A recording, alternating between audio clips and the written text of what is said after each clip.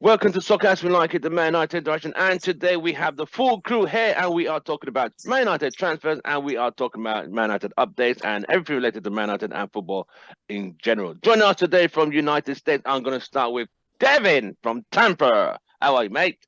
Not bad. Thank you so much for having me on. Happy New Year. Hope all is well. Good, thank you. We have Bemsy, the controversial one, Houston Red Army. Bemsy, welcome on. How's it going, man? Thanks for having me on, man. And the UK crew, we have someone eating in the corner there, but pretending that he ain't eating. We can see you, mate. That's Vim, the analyst. Vim, welcome to the show. He said he's hungry. Right, Hey. And we have Kay, the smiley one, representing London, the UK. Kay, welcome on, mate. How's it going? I see you got Potter behind you. Yeah. Okay. Harry Potter. Right. Now, United have been involved with so many transfers of the last couple of days. It's gone from Vincent Abubakar to Depay to Marco Thuram to Weghorst at the moment. So what do United players, what do you guys really want? And then there's also the João Felix situation, which is still being battled between United and Arsenal. I'm going to start with Vim. Vim, where do you see United with this Wout Weghorst? The way he was celebrating yesterday, it showed that he knows something's happening, that he's leaving and coming to United. The way when he scored that goal yesterday, what did you think? You know, is he a good signing? I don't even know. I don't think I've even seen him play. Is he German? No, he played. No, he's Dutch. No, he's Dutch. Did you watch the Dutch game against Argentina? He scored that free kick goal. Do you remember that ridiculous Against free kick, Argentina. that whole crazy play at the end of normal time? I don't remember it. They were 2-0 down against Netherlands, and they came back to 2-2. He scored the 2 goals. He came on as a sub. I will definitely look up some clips on him. Look at that free kick. Look at that. But how old is the guy? 20. 30. He's 30. And he's a loan deal, is he? Yeah. 6-month loan deal. Well, you know what? If we get tall striker, we need someone to compete with the likes of Haaland. You know, big ugly He's got an option Viking. as well. He's got what? I think it's like a £10 million option as well. To buy. Yeah. Well, I mean, at 30, I guess he's leaning on the old side. But I guess as a short-term fix. Forget what Van Persie did. He came in around that age. Yeah, but he was a proven striker. I don't know much about Weghorst, but This guy's got a good goal scoring record. Yeah, I mean, we need someone for the rest of the season, you know, because Martial doesn't seem to be up for it, and Rashford is playing well on that left-hand side. Anthony is doing something on the right-hand side. It's not quite working. So as a temporary fix, you know, why not give it a try? All right. And let's hopefully bang in some goals and terrorize the defenses of some of these lesser teams. So yeah, let's hope. Okay, your take on him? 6'6", used to play for Burnley, got loaned out to Betis. Now he's coming to United. What's your take on him? I heard about him before Burnley. Like he's not an elite striker, but he's a goal poacher. He's what we've been crying out for. He's a nuisance in the box. He throws himself around. He's 6'6", and his record's not bad. Like I think when he was at Wolfsburg, he was scoring like almost 1 in 2. So his goal scoring record, and then obviously he went to a poor Burnley side. But they got relegated. I can't remember us ever having a striker like this. Like that's a poacher that gets. Apart from like Hernandez, Chicharito, but Van Nistelrooy was a poacher. No, but I mean like a target man almost. Like, but he's obviously not on the Van Nistelrooy's level, but I mean he's like a Fellaini, but a goal poacher, if you know what I mean. Right. It'll be good to have someone that. He doesn't have the big afro though. No. Or the elbows. Yeah, that's right. With this guy, he won't be picking up a fuss if he's on the bench. He can come on for 30 minutes. He can start some games. He's not going to start throwing his toys at the pram. Is he better than Igalo? Yeah, he's better than Igalo. He's better than Igalo, in my opinion. No, we can work with that. Bemsy. Yeah. Wout Weghorst, 6'6" striker from Betis. You know, scored that beautiful goal due to that goal against Argentina in the quarterfinals when the 2-0 down. He scored that beautiful free kick. They made that little magic they did there. He scored the 2 goals. That's him, and he scored yesterday for Betis. As a United, what do you think? Do you think he'll be good? Can Ten Hag? I think he's not a bad option, honestly speaking. I think he's I mean, in my opinion, I don't know if that's who we want long term, but for a 6-month deal, like is in on loan, I think it's not bad. Just like what Kay was saying. I mean, the guy's a goal poacher. He scored. Didn't he score a score against us when he got an assist. assist or something. And he played well. He looked pretty decent. In a bad Burnley team. Yeah, and I heard like he's quite mobile too. So well, just looking, he's quite mobile. So that's not bad. Target guy. I mean, coming and do a job. I think it's I think it's not bad. I would personally want better, right? I want a better quality forward. But I mean, if Ten Hag, if this is what it's come down to, this is what I'm pretty sure Weghorst will be. I don't know what option it will be. It's not. It definitely wasn't first, second, or third choice. And he's pretty much he has no choice but to go for this guy. But I think he's okay to come in and do a job for the number of games we have. Target guy. I think he's okay. Okay, it's not bad. Aren't we officially in the bargain basement now? Because Yes. we're in the limbo. Yeah, we are, mate. Yeah. We are. Yeah. So this is what we find in bargain basements. It's true. But honestly, in my own opinion, I would prefer Felix. João Felix is the guy that I would like because he can play multiple positions too. But who knows? I don't think that's gonna happen. Devin. Well, we all know right now, you think about it right now, we've lost 3 forwards in the last couple of windows and we've not replaced. So I count Mason Greenwood as being one. Obviously, you've got Cavani, and then you've got Mr. Saudi Arabia right now. So, and who have we brought in to replace? We need depth up there right now. True. You bring in somebody like right now, I mean, I know obviously we don't have that much cash reserves to spend right now. And we need depth right now. We're depending on a very injury-prone Martial. We need depth because I think we can compete. I think we can compete on all fronts right now. I really think we have a legitimate chance at finishing in the top 4 and at least winning the EFL Cup, maybe more. However, I think that we are maybe 3 injuries away from our entire season being derailed. I think so, mate. I'm 100% agree. You put it this way: Rashford, Martinez, and De Gea goes down, our season is done. I think so. I really do. And so it goes, okay, we need somebody else to bring up top. And on top of that, somebody with that height, as much as Bruno over-delivers those crosses, maybe he can get on the end of some of those a couple of times. And it also gives the other, Martial some rest, so maybe he doesn't have to play every match and whatever. Or you bring him on a little bit because you need just some tall threats to come in the box off some set pieces. Because our set piece record off of scoring is abysmal, in my opinion. It is. Bring in somebody with that height, you know what? Go for it. My hope, if we do this, is that he has the impact what Henrik Larsson had on his loan. That's my hope. If he comes, so we'll see. Right. So obviously, since everyone is, I mean, so we've Arsenal fighting with Man United battling Arsenal with João Felix. Atletico want 30 million and salary paid. United have offered 4 million and paid salary. If Arsenal go with 4.5 or 5 million and salary paid, then I think we're screwed because we don't even have the money. So to lose. I'm just hoping we don't lose João Felix to Arsenal after the gap goal thing to Liverpool. I think that's an absolute insult. But these owners, they have no shame, so they don't care. Then it's just a business to them. But we fans know the embarrassment we have to suffer. Like, you can't even sign a 4.5 million striker. It's embarrassing. But I still hope. But if we sign Wout Weghorst, does that mean that's it in terms of forward player? Are we getting Felix again, or what do you guys think? Or is it one striker and that's it? I don't know if Felix fits the profile of our club because he's quite a small player, isn't he? And do you not think he'll get bullied by some of these big centre backs that we come up against? He's a decent size though. He's not like tiny though. He's 4 foot something, isn't he? Nah, man. Come on, Vin. I mean, he looks small. He looks quite weak. You know, he's just. I think he's taller than Bruno. He's actually taller than Bruno. Is he? He just looks quite skinny. Yeah, he's I don't know. skinny. Yeah. I think he'll get out-muscled. It looks lean. It looks lean. Yeah, it looks Yeah, very he lean. looks lean. And it's quite a quick player. It's quite quick. Mm. He's quick on his feet. He has the I think acceleration.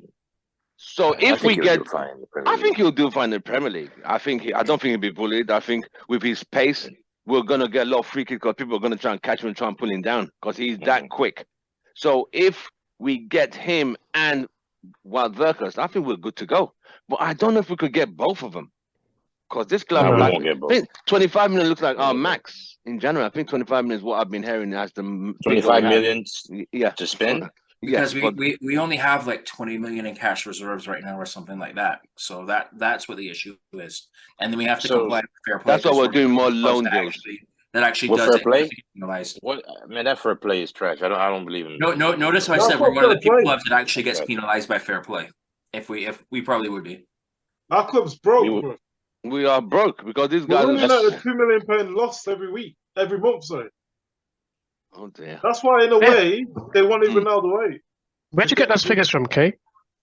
Oh, it was a show I was watching. I'll try and get the article, but And send We're it running send it the WhatsApp when we. yeah, I will do. But yeah, Send- we're running That, a lot. that's Why do you think that's why the owners have to sell. Why do you think the Glazers are putting the club up for sale? They would never put the club up for sale. They know that if they don't put up the club for sale or get a partial share ownership, the fans are going to run riot. They're going to say, "How have we run out of money?" It's Yeah. also the fact that our training ground and stadium are dilapidated, especially compared to the rest. There needs to be massive investment that's brought into this club. Yeah.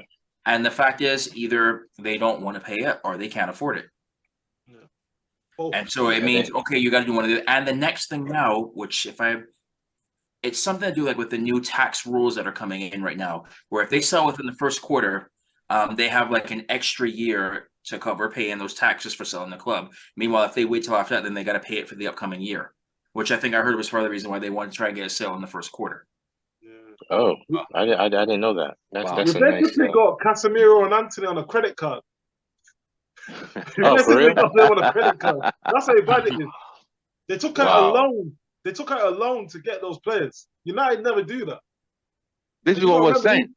These payments are structured over the length of the contract. Yeah. You never have to get a loan out to pay for players. That tells you how bad it is. Because Wow. you see, this is normally when this boat bought United, they bought United on a debt, so they Leverage. put on a leverage. So that debt is still there. It hasn't. I think it's reduced by 200,000 now. I think it's down to about Nah, 7. I don't even. I Nah, think I don't don't think agree. it's down. it's I still think there. it went up. It's gone up. It's I think okay. it went up. So if it's gone up, then you can see. So what United are literally using is the money the club is generating. These people have not put any of their own. It's what the club makes in terms of all the money the club Correct. brings, merchandise, all that is what the club is using to buy players. So they're not putting anything in. It's just like out. They just take. They bought That's the United problem. as it's a business transaction. They Yeah. bought United as pretty much a cash cow. They take That's dividends every why year. over the years they refuse That's to why they sell. got United. That's yeah. They Because don't remember, want to sell. This is the first time they've not took dividends out. That shows you there's Yeah. no money. There's They no money didn't to take take out. dividends. Exactly. There's no money to take out. If there was dividends, guaranteed they would have took dividends out for sure. But Yeah, you they have to sell. you ask yourself, if you want to make more, if you want the club to generate even bigger money, would you make money, put the club to be the best out there? When United were winning, and I mean European champions, in English champions, everybody wants to be a sponsor. We don't even beg sponsors. Yeah. People are begging to be a sponsor. Now we're literally like, we are the biggest global brand. Could you come and put your name on our shirt? Blah, blah, blah. But- The roles have turned now. Football has changed. They don't care. Because we They don't win care. anything. We haven't won a trophy in 6 years.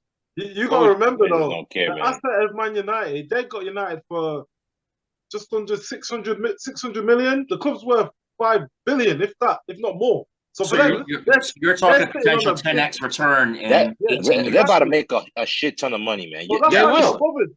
That's why And they're and bothered. and it's not even them that did it. It was their dad that took over. So they're kind of just like they're Yeah, these guys are Yeah. just Dad, lucky when he bastards, passed man. away, because he bought Tampa Bay Buccaneers, the football club, and NFL. yes. Then he now bought Man United. and he took a loan out to buy man because they own like shopping malls around the United States. So just like another business. Slumlords is what Basically, is what we call them. Yeah. United is what pays their yachts, their In something along that, mortgages, something, all that. yeah. Is Something along United those lines. is pretty much they're spending feel good money. That's what United is to them.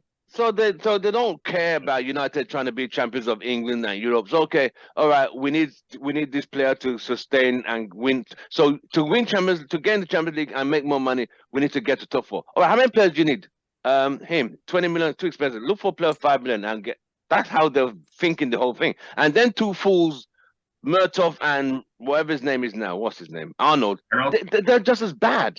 I mean, I don't blame them because they have to report to the Glazers. But they come and tell us fans a different story. But they are just always buying cheap. But Tim, that's what I said before. Arnold, Woodward, Judge, they all went to uni together. They're all mates. So it was never going to change. Murtough, obviously, he's come from Fulham. He's still learning on the job, but like it's not going to change. Arnold's just the figurehead. He doesn't really want to be known. Like he met with the fans to appease people, but it's the same people behind the scenes helping the Glazers. And that's what he always goes on. I met with the fans. You had no choice because they're standing in your front gate. Exactly.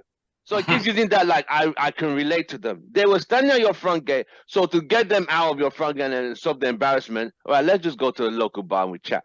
So that's what he keeps holding to himself, like, oh, me and the fans, we have no, get the fuck out of there. That shit. But this club is where we are. It's just bad. But I'm glad we have a good manager who's beginning to call it out. But did Ralph not call it out last season? He called it out. I think Ralph called it out, but the difference with Ralph though is Ralph is not a manager. Ralph is a scout. Ralph is a very good scout. Right. So you can call it out, but as you're calling it out, you're also not producing results on the pitch. So that becomes a problem all too long. Like ideally, I could tell you this right now. I wish Ralph would have stayed on to be like the chief scout or something like that and have Ten Hag implementing his system. I would have loved that. But obviously, I think when it gets to a point when you call out your management, your leadership, the way that he did it, and he kind of wanted to do this half in, half out, where he was manager of the Austrian national team as well. And it's like, no, we can't. I think he knew they were going to get rid of him. That's why he took that job. I think so too. I think so too. I think so. I believe that as well too. I believe like he's like, I said too much, so let me make sure that I am covered now.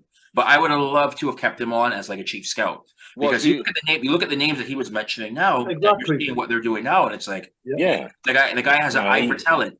He just can't manage. But his eye for talent is great. What he said last season, was he wrong? No. It's the same thing Eric Ten Hag. It's the same thing Ten Hag just said this week, that the quality we have, we need to stop buying quantity and buy quality and buy great players. This club keeps buying quantity and just adding quantity and crap. So that's why the salary cap was a big thing as well. Yeah, we're talking about 200,000. Some people are saying that's a bad thing. Get the hell out of it. I think that's 200,000. It's a good thing. It's a bit late now, isn't it? A bit late. But 200 grand. But 200. That's okay. My thing is, okay. What if so the 200,000 a week salary cap, it's what if you want to get the top players, right? Exactly. They're not gonna they're gonna want more than that. They're gonna want that's what I'm saying. 350. Well, you just give them a bigger signing on bonus. We were bigger over bonuses. So like if we're in the top 4, like one of my friends, he had a bonus when he was playing at club. Where if you're in the top 6 and you're in the starting match team, you got like an extra grand or $2,000 every game. You get match day bonuses. When you play, you get match day bonuses. So you can there's all sorts of bonuses you can give them. And then obviously you just give them a bigger sign-on fee when they sign. But the 200 money. I can't see how the 200 fans is going to work though. So what the players were already over 200? 300 is okay. 300 I think that's for players coming in. I think that's for players coming in. That's the new players, right? For 200,000? Because we've had too many players that have come in as mercenaries. I think that's for players that are going to join us. What was that? What the guy we got? The guy we got from Arsenal. What's his name now? God Almighty, he's left. Mkhitaryan? No, Alexis Oh, Sanchez. Sanchez. Sanchez. We're Oh, paying big, that guy big, was at 400. That was the biggest reason. flop, biggest flop ever. Yeah. 400 a Yeah, week, yeah. 5 goals gave in for the money. 47 games. He gave us 5 goals in 47 matches. Even and for 400 a week. bigger flop than Angel Di Maria. I think he was on. Yes. I agree with Kay. I think Sanchez is one of the reasons of doing this. Remember, That's he a was big going one. to Man City. The only reason he came to us because we threw money in. Yeah. He guaranteed titles at Man City. He Yeah. thought, wow, I can make. But he a was killing really with bad at United. Though. He was really, really bad. I He mean, didn't care. really, really bad. Yeah, he didn't 5 goals in 47 games? Come on, bro. That's 1 game in 8 matches. Hey, look. Sancho's on 350, man. Sancho's on 350K a week. It's a lot. That- to come and that's start. that's a That's lot. too to cost- much. That's that too is much for Sancho. So even what Marino is saying, Marino was saying the other day, and when they were talking about it, said there's some players, young players, and he's talking players, those players under 25, we bring them to these big clubs, you give them all this money, the pressure from the club and the fans and the number they put on the back, they can't weigh it. It's too much pressure. They can't. I think It's too much. Sancho's beginning, because the fans are going to go on you, social media, like, you know what? Oh, what you were doing at Dortmund, why can't you even dribble now? What the hell's wrong with you? And Tim, fans are you so gotta remember, he came to Man United under Ollie, so he's not seen where the standards are meant to be. He's seen where Yeah. Ollie's standards are. Yeah. That's like, Mhm. whoa, this is a lot. He And Yeah, can't. that's exactly. why- So like Benz, you remember what you were saying about all these standards. Some players are all these standards who came in, they think, okay, that's okay. But when they've now seen Ralph Rang a little bit, then Eric Ten Hag has now said this. They're like, how the hell am I gonna get to this level? And I'm used to this level. I'm being paid 350. The fans are on me on social media. It's a lot. It's a lot of pressure. If you notice one thing, the summer that we were, the summer before we got him, right? It was all the speculation, the talk. Oh, Sancho's gonna come. Sancho's gonna come. It's just the last day of the window. He didn't come, right? Right. If you notice his form, I'm just trying to explain something about his mentality. His form beginning that season was not. He started off that new season poorly at Dortmund. Right. I don't know if you remember correctly, right? Yes. Now at United, there's all this pressure, right? And he's not. He's Ten Hag has had to take him out, right, to get his mind right, whatever. From what I'm getting from Sancho seems a player that mentality-wise, because I think we've seen signs in the past that it seems like when stuff is not going his way, when he doesn't get what he wants, it's not what he's not getting what he wants, but it's just a mentality thing. I think the pressure of being at United seems to be too much for Sancho. I don't know if he's a player that will be able to come back to like his really like is like best. I'm hoping he can, but he's an example of one of those players that I think Ten Hag will be saying, well, I mean, about the pressure of the shirt. He can't handle the pressure of the shirt. From what I've seen so far, sounds like he can. I hope things change for him. But yeah, it's just sad to see about Sancho. Right. Vim, what's your take on Sancho now? Are you thinking, okay, we're hoping he comes back. Do you think the pressure has gone to him in reference to what is expected from him, considering what was expected from Ole and what was expected on Ten Hag? I think with Ten Hag, there's definitely going to be higher expectations. Yeah, there's going to be more demanded from him, and as I mentioned in the last show, he's got to go through his period of maturity as well. He's got to start, behaving like a true professional and dedicate himself to this job. To stop eating chocolate cake and puddings with Luke Shaw. But yeah, everyone that comes to this club, they've got to take it Chocolate cake. No, it's not an easy job. I'll tell you now, it's not an easy job. People, we fans think it's he was a star there. It's easy to just slide in. It takes a lot because this club, it's the biggest club in the world. It's the biggest club, and we fans, we actually put pressure on the players. Let's be honest, because we go on social media like, nah, this guy's rubbish, blah blah blah blah blah. But let's also remember this guy. He's 22 years old. Wow.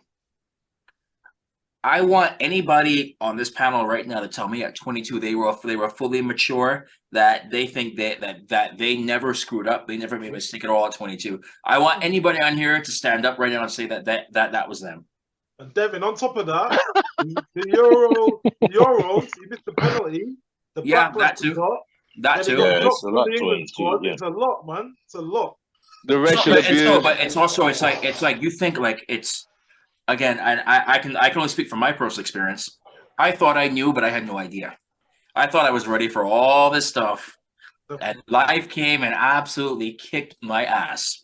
It's true though, and so it happens. And I feel like he's getting through it now. But now, like, what I hope is that he's getting the support system. It's like, all right, look, you did this. You may think it was a mistake. It was too early, but how do you fix it now? Like, do you just quit and say whatever to get on contract? Or do you start to develop some adversity from within you, or are the people around you who are around you to actually support you? Say, hey, look, yeah, you're here. You have your opportunity now. Don't let it go to waste. Don't be known as a flop. Hey, you have it and you step up, but that's on you. At least push them in the right direction. I think what I don't want to happen with Sancho, because there's a player there is a player there. Oh yeah. I do not want it to be the case of my belief with Ronaldo, and I think Ronaldo's downfall right now, and he's my favorite player, and I still think his downfall is he surrounded himself with too many yes men who were not afraid to challenge him on anything. But you can see, but Ronaldo's 37. He's achieved at that at 23. But what I'm saying, especially like from him being at the club and being around him and seeing that, he may think, okay, yeah, that worked for him, so I'm gonna want that as well too. So I am hoping that there's some people at least around that circle, around whoever his close circle is, that are at least telling him, like, giving him the advice. Maybe it's not what you want to hear, but what you need to hear. And I hope that he follows that advice, because I still believe there's a player there. I am not ready to give up on him yet. And the good thing is, Ten Hag's got a psychologist in a while back, and I think the club needs that, because I think some of the players are struggling with the mentality that they need at the club, especially obviously.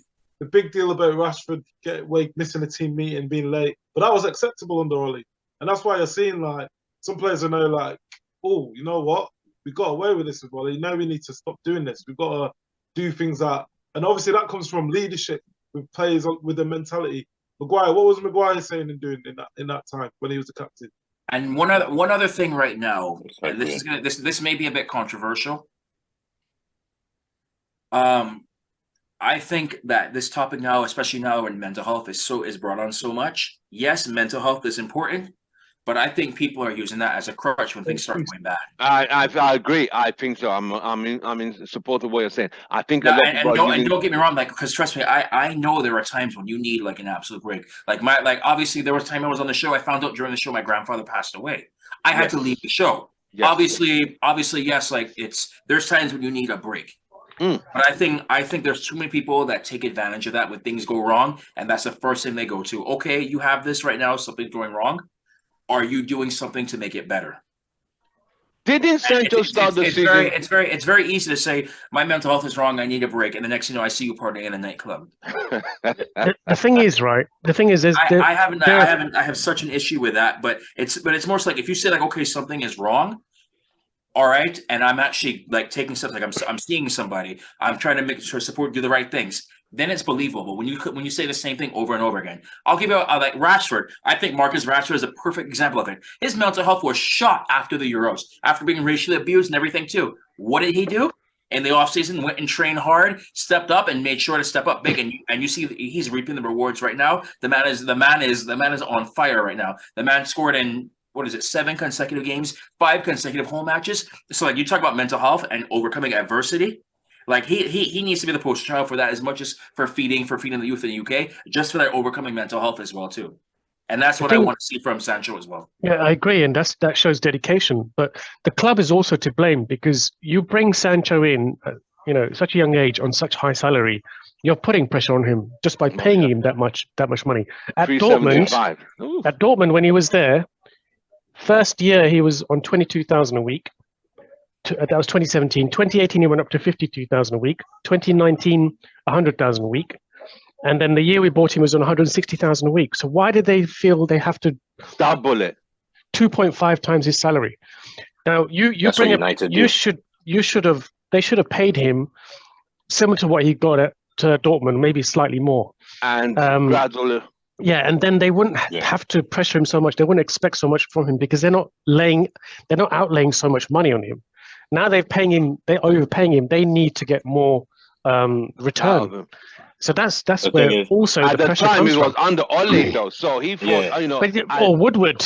I don't think Ole makes decisions on pay. It's Woodward, isn't it? Well, and Joel Glazer. The standard he was setting. Yeah, the standard of the standard of football under Ole was rubbish, but the pay structure's messed up, and so this cap might be very messed up. Cap will be good. That's good. That's good stuff. Then I didn't know that he was at 160 before he left. I thought he was below 100 before he left. But if he was at 160 before he left, you would have 250 would have been fine. You would have to give him 200, 250, like between that range to get him to come. 200 at that age.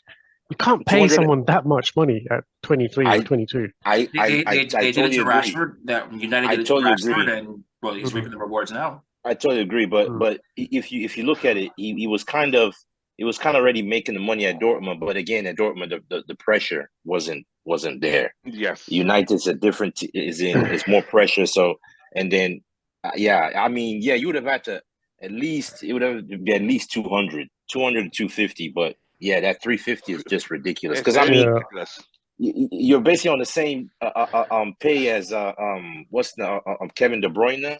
Kevin De Bruyne and them in Man City. I think Salah is around 300 now. And you're not doing that. You're not doing shit. How many players are at 300 in the Premier League? Not that many. Look, we signed Jadon Sancho at 20 years old. He was earning £8.5 million a year. Which 20-year-old needs more money than that? True. They don't know what to do with it. Think about it. I mean, there was an article someone sent to me, and it was when City won that league title. Remember the last league title on that Super Sunday that Liverpool and Man City were fighting that title last season on Super Sunday. All Man City players, none of them were. They said only one of United players. Man United had more players over 300,000 compared to City and Liverpool players who are winning trophies. We have more players on big wages, and Liverpool and the City have less players on such wages and are winning trophies, and we are not even in top 5 and top week 6. Check this out, Check this out. We have the goalkeeper, the most expensive goalkeeper in the world. Yeah, check this out. Salary could pay for Villarreal's whole squad. Yeah, which is why it needs to get capped as well. Yeah. But check this out, right? Man City released Jadon Sancho in 2016. Guess how much they were paying him? 50,000 a week. No, $5,000 a week. His yearly salary in 2016 when he was released from City was £5,000 a year. Jesus Christ! A year. A year? No, that's too small. 2016. So he was 16 years old. Yeah, it's a YTS. It's capped when you're a YTS. Yes. Well, youth training scheme. Youth training scheme. Yeah, when you're YTS, you can't go over a certain pay scale. It's capped. I see. Until you're 18. Wow. I mean, his pay scale is ridiculous. It's too much. Is there more that is coming from him, or have we seen the last and best of him? No, there's more. There's more to come. There is more. I give him 2 seasons to get back to where he needs to be. 2 seasons. But we need to see glimpses of it this year. Our squad depth right now is too thin. Right now, we need him to step up a little bit coming in this season. I expect him. I expect him to follow the Rashford thing, like go train hard, get in the off season. Like, because Rashford was right there with them when they missed those penalties in the Euro final. And don't forget the Arsenal guy, Saka, who's even younger than them. Correct. And so look at Saka now. I fully expect now. Saka's not United, though. And I get what you're saying with Saka. Saka had their Arsenal did it right with him. Arsenal did it right with providing support group, and they're reaping the rewards right now. You have to give credit to Arsenal for that. What I expect Ten Hag to do is also bring in Marcus now and say, you're starting to get to an age now. I want you in leadership roles. I want you to mentor Sancho because they're buddies, everything as well too. What you did, tell Sancho and just guide him along the way, motivate him, and go from there and go from that. I mean, but we'll find out what kind of person he is coming up, especially I think in this offseason coming up. Quick question. Wait. Do you think Bukayo Saka is a better player than Jadon Sancho, or are they around the same? I don't think he's a better Uh, player than Sancho. I think Sancho's a better talented player. I think Sancho's a correct. better I player. think I Sancho's think a I better think player. Sancho's a better player. One at a time. Devin, Okay. question. I think Sancho is a better player, but I think Saka's a harder worker. Good answer. Okay. I think Sancho's a better player. I think the big difference is the environment. You got to remember, Saka's been at Arsenal from the youth. So Yeah. him coming He grew into up. an environment that's not Yeah. changed, he's got all the people around him that is known. Like He's you gotta very remember, he's a Sancho very went to humble another- guy. He went to another country. He's come back. All this money. He's come back on the Ollie where there's ill discipline. The pressure wasn't as high as it is this season.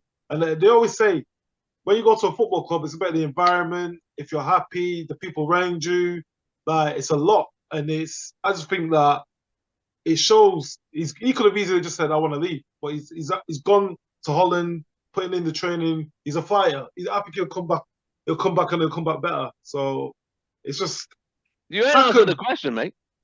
Saka's effective. It's a Sancho's a politician's better player. answer. But I You're said a politician. You're a politician. You give me that. I said it at the start. I said Sancho's a better player. But Sancho's obviously, better. Saka's more Yeah. effective at the moment.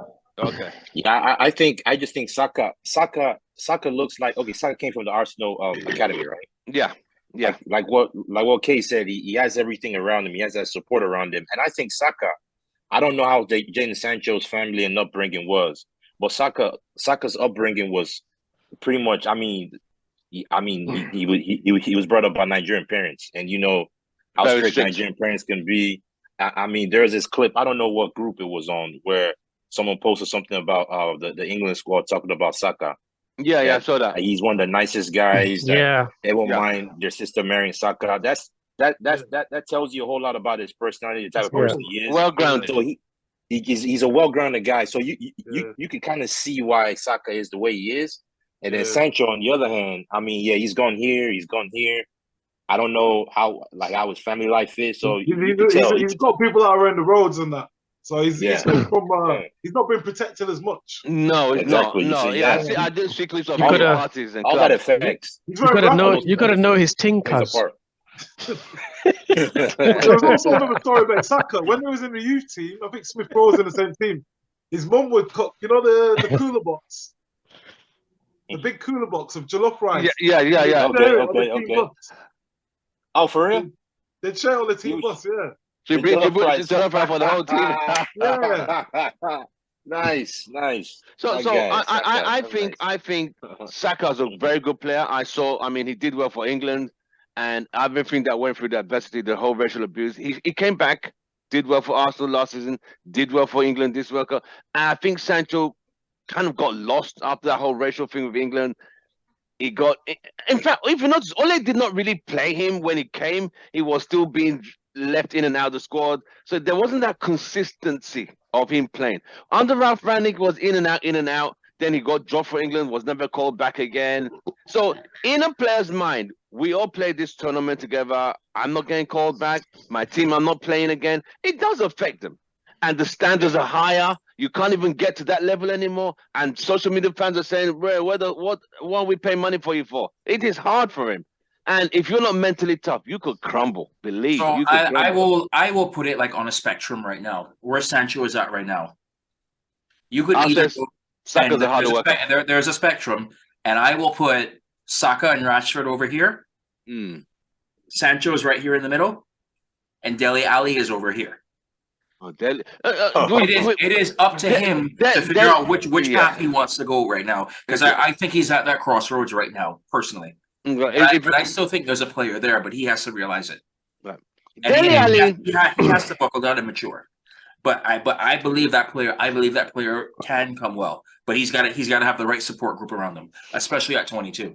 right. Dele Alli went to World Cup. He played for England in 2018, and they got to what, semi-finals? He was a great number 10 when he left Spurs, it just went downhill. It just You went got- you got- No, downhill. no, no. He went He down. was starting The going- fame he the was- fame he went was to his going head downhill after the at World Spurs. Cup when he was still at Spurs, and that's the He problem. was going downhill at Spurs, man.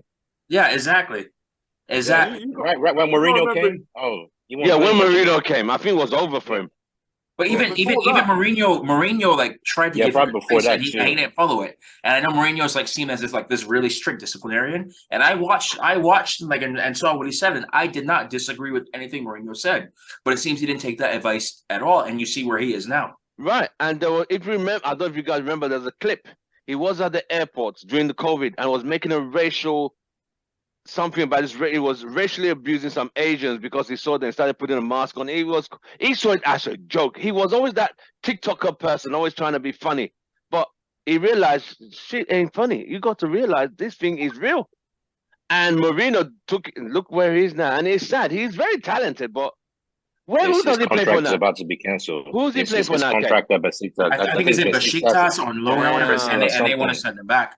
And even though Everton does not want him back. Everton doesn't want him back. Yeah. That's No. Is he on loan or is he actually? Like, He's on loan. He's on loan. Bridges. Oh man, yeah, but He's almost turning into.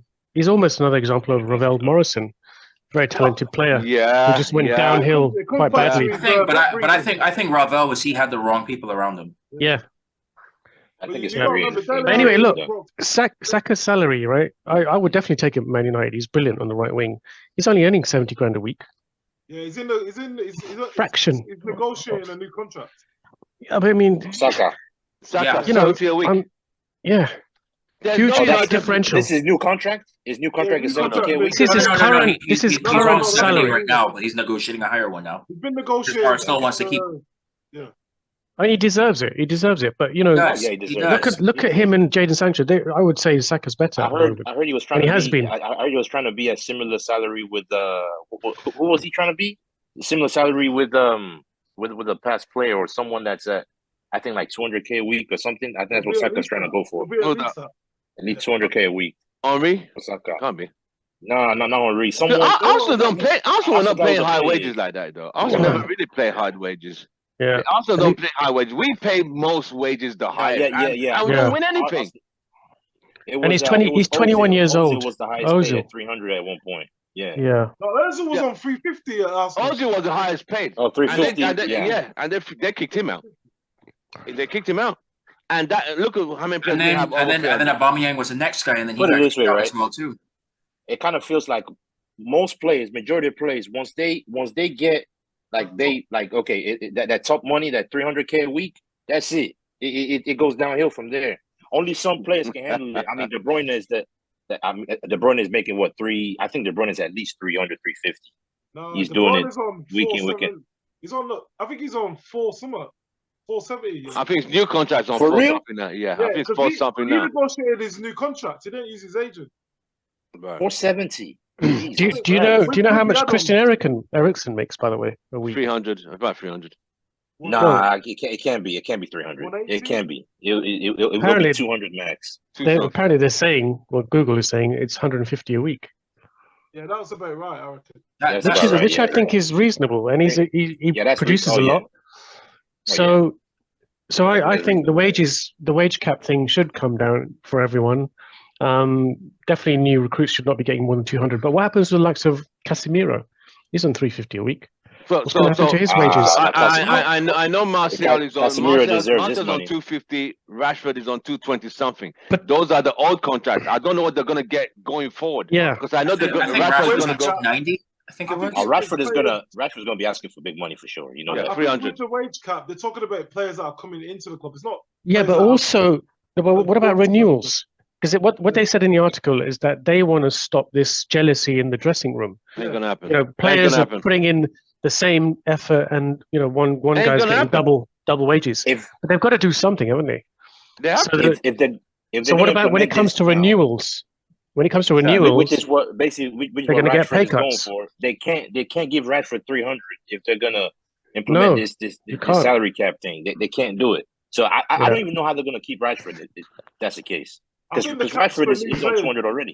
I don't think the cap's for the players that have been there and like done stuff for the club. I think it's for new players. Yeah, but it's got to be a level playing field, right? You can't just say the cap only applies to a certain group of players. It's still No, going but to I'm cause saying, jealousy in the like, dressing room. going forward, like Yeah. you can't come in and say everyone's on 200 grand. It can't happen like that. No, Because it's a salary cap. yeah, So no, but it's I'm the saying limit. if a player's already on that certain money, they can't just say, "Oh, your contract renewal, we're gonna bring it down." You can't do that. No, they can't bring it down. But they're going to do No, that no, to no, De Gea. They're going to do that to De Gea. But with So De Gea, they got he was 375. Yeah, He's on they said to him, 375. he can stay if you take a pay cut. That's Okay. fine. You know what? That's fine. But that No. he's not worth. He's not worth Yeah. 375. You can't pay a He's just goalkeeper never that been much. on that. And what they've Yeah. done with Yeah. De Gea, they've made his contract longer. So they've made the payment Yeah. smaller, but his contract's longer. It'll be interesting how it all okay. pans out anyway. But I think it's a good idea. Right. The pay cut. Right. Yeah. Let's keep it moving. Hey, where the hell you been? You all right, brother Joe? Welcome to the show. Right. We got a game, Carabao Cup on Tuesday against Charlton, which means more fixture games. If we win that game, we're going to Tuesday and Thursday. semi-finals, and semi-finals two-legged, which is more games for United. Where does everyone see this game? Is it a sure victory against Charlton as quarterfinals? Let me start with K. Carabao Cup quarterfinals on Tuesday. Yeah, Charlton. we'll win it. Play a strong team and then bring off players and then rest them because we've got Man City on City, Saturday. Palace and Arsenal, and then we've got a tough run-in after that. Got a very tough run-in. So play them, bring them off after 60 minutes. Don't mess about. Get 2 or 3-0 up, and then bring on McTominay, Fred, and all the Maguires and them guys on. All right, Devin. Man United, Charlton on Tuesday. Yeah, I completely agree. You can go up, get the result easy, go all out, start out strong from there. So that's Tuesday, and then you rest up Wednesday, Thursday, Friday, prepare for the derby. You kind of have to rotate for Palace, and then you got to go all out for Arsenal as well too. Jesus. Bems. Yeah, I kind of agree.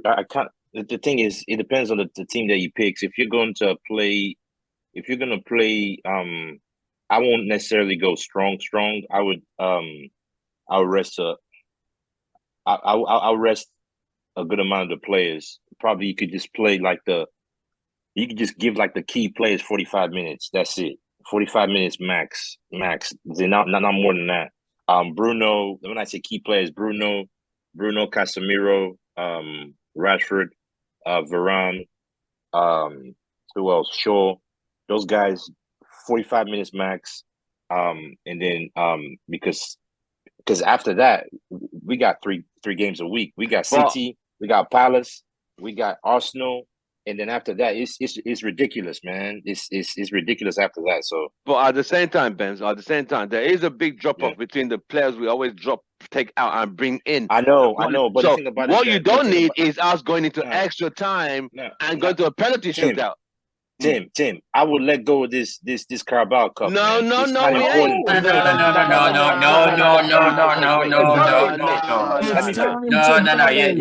Let me finish. I'm not saying. Wait. Let me finish. Let me finish. Let me explain myself. Let me explain myself. Let me explain myself. I will play the Charlton game. As I would take it seriously, right? Oh, you must, mate. Yeah. I will take it seriously, but I would not take it that seriously at the detriment of the other games that we have coming up. Our schedule is ridiculous. I get it, but that's why Devin and Kay said hit it hard early. That's why Devin and Kay said hit it hard early. Knock it out. I understand that, but what are the chances that happen? What are your chances? It doesn't always happen that way every single time, though. That's what you expect to happen. It doesn't always happen all the time. What other competitions do you think we could win realistically this season? None. This is See. This is the easiest to win. No. K. No, it's not. I agree with you. See. This is my own thought process, right? My thought process is, for me, the most important thing going into next season is top 4. That's number 1 for me. Okay. All right. That's number 1 because the reason why I say so is because Ten Hag needs that to be able to get players. So what about winning Europa League? Because that's another outlet. Crucial. It's crucial. So now the next thing, the next other cups, you have Europa League, you have FA Cup, you have Carabao Cup, right? Out of those 3, right? And well, Mhm. obviously in Premier League should be number one. Nah. And then out of Premier those three, Okay. wait. Let me finish. Mhm. Let me finish. You have a lot of games coming up. We do not have the squad depth. I guarantee you, we're gonna have injuries that will come up, and when those injuries come, you're gonna be out of all these tournaments anyways. When we get injuries, I guarantee you. So you have to be smart about it. I'm not saying don't take the cup seriously, but you have to be smart. If you're going to take it seriously to an extent, okay, give them 45 minutes. After 45 minutes, if they don't do it, just as in don't play them under 45 minutes, because you got City coming up, you got Palace coming up, you got Arsenal coming up, and after that you have another is it FA Cup or Carabao Cup, and then you still got to play Barcelona twice. That's not been put. But Ben, that's not been fixed yet. Charlton are League One. Charlton are League One. We should be. They're not in Championship. League That's One, what I'm not saying. Championship. That's what I'm saying. League, which That's what means I'm saying. 2 divisions done. Which means we should be able to beat them with our B team. So why we should be able to? With a in B history, team. We should be able to. What has proven that? With our recent history, what has shown you that we can do that? No, K. I do agree with you. Recent history shows that there's a big drop off from our A team to B team. Yes, that's clear. But now with Ten Hag as manager, I'll be shocked if Ten Hag plays the big boys for more than 50, 60 minutes max against Charlton. That's exactly what we just said. That's what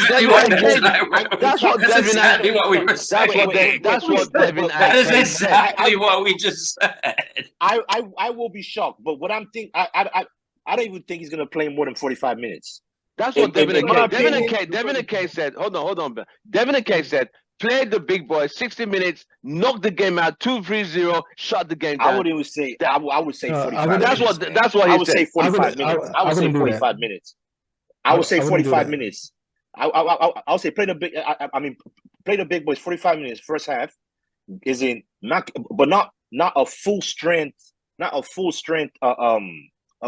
squad the first 45 minutes. I say play the key players for 45 minutes. The rest will be B team players, and then take off the big players at halftime, and then the rest of the squad is just B and coast out. We should be able to win the game that way. Okay, not a full strength squad. Let me run to Joe. Joe, welcome to the show. Hey, what's going on, fellas? Hey, so I'm running a little late. Hey, question to the guys. For that Charlton game, y'all starting Maguire and Lindelof instead? No. Really, though? Are you serious? We're starting none of those. So what's the point? We don't need no penalties conceded at this moment in time. We keep They can come on. They can come on. They can come on after we have a convincing lead. You've got to instill winning mentality. We haven't lost games for how long? If you bring them in and we mess about, that's just going to knock the confidence. We're not messing about, though. This is a League One team. We should be able to, like, I'm seeing, and I'm liking what I'm seeing from, like, I'm not saying that they, re-sign them, right? But Maguire and Lindelof, as bad as they are. But Joe, what happens when they play? What happens when they play? We sit deeper. There's always mistakes, though. Mistakes with them. Yeah. I understand. Mike, I actually agree with playing Varane and Martinez the first half. Yeah, I agree with starting to me, honestly, right? I would start a weaker team, but a stronger back line, right? So if we're gonna play strong, I say yes, Martinez and Varane in the back line with Shaw and Dalot, right? But then the midfield, let's give Casemiro a break. Let's give let's get some of these kids out here. Garnacho has to start this game, bro. Garnacho has to start this game. I could agree with that. I could agree with that. I could agree with that.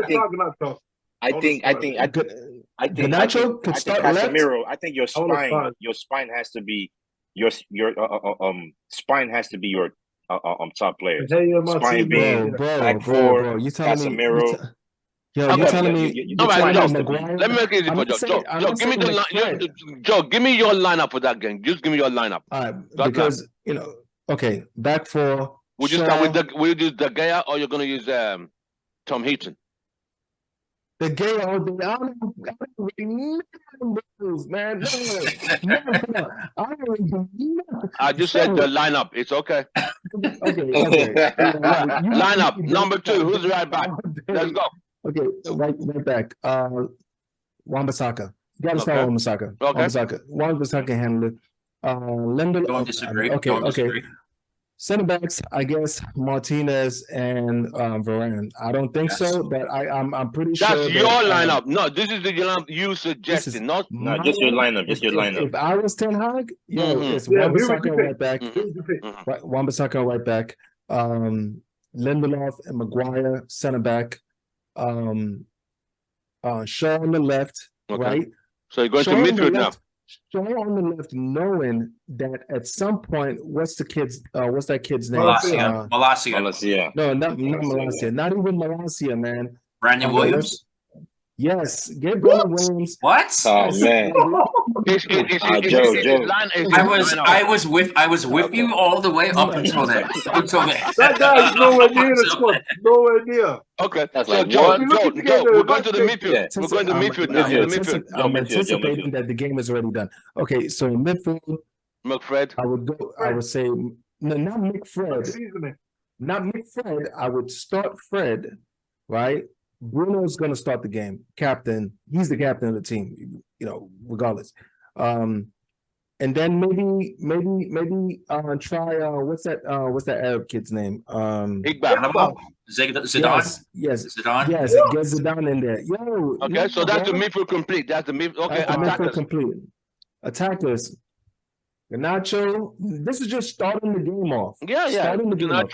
Garnacho on the left. Elijah on the right, and Martial in the middle because he needs to play time. You know what? That lineup, we were going to be 3-0 down by half time, mate. Wow. You got to remember, they're League Ones, but they're professional footballers. If you let me chime in. They don't know about. Let me chime in here. By the time we figure out that lineup, I kind of want to hear Vim. I want to hear Vim on this. I want to hear Vim on this. Right.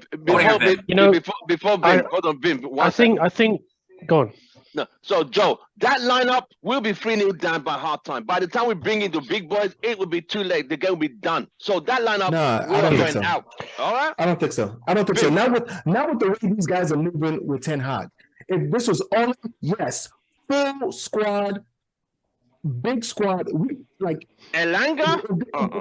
If this was under Ten Hag, if this is under Ole, I'm saying start the same motherfuckers we start in a Champions League final, right? Because I don't trust that dude. But Ten Hag, we're moving different, bro. We're moving different. Okay, Vim. I don't actually disagree with what you said, Joe. I think you've got a good point. And the reason being is that 4 days later, we've got Man City, right? That's going to be a tough game. We cannot afford a second loss against those guys. So we're going to keep our big, strong players fit for that. Martinez, I would not risk in this game. Rashford, we know, is key for us for the rest of the season. Charlton Athletic are a championship team. Championship teams are rough, physical. League One. So that's even below. League One. Yeah. Right. That's 2 leagues below us. They're a very physical team. Very physical. The further you go down the leagues, the more physical, more brutish they get. Did you see the tackles that we were getting in the last game? Who was it now? Who do we play? Everton. No. Bournemouth. Wolves. Everton was the last game we played. Yeah, no, there was another team that was in a league below. Maybe we didn't. I can't remember. The tackles were really rough. The challenges are late. Burnley. It's probably Burnley. It's probably Burnley.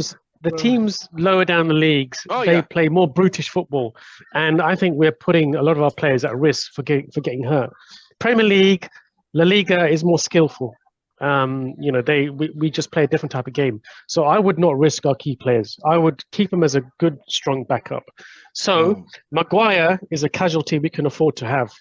Yes. Yeah, and he's perfect for this game. But the reason England bring on Maguire, and the reason we brought him on late in latter games or the latter part of the game, is to give us protection because he's a big fridge He's immovable. He's an HGV. Well, So big strikers he will fare up against pretty well.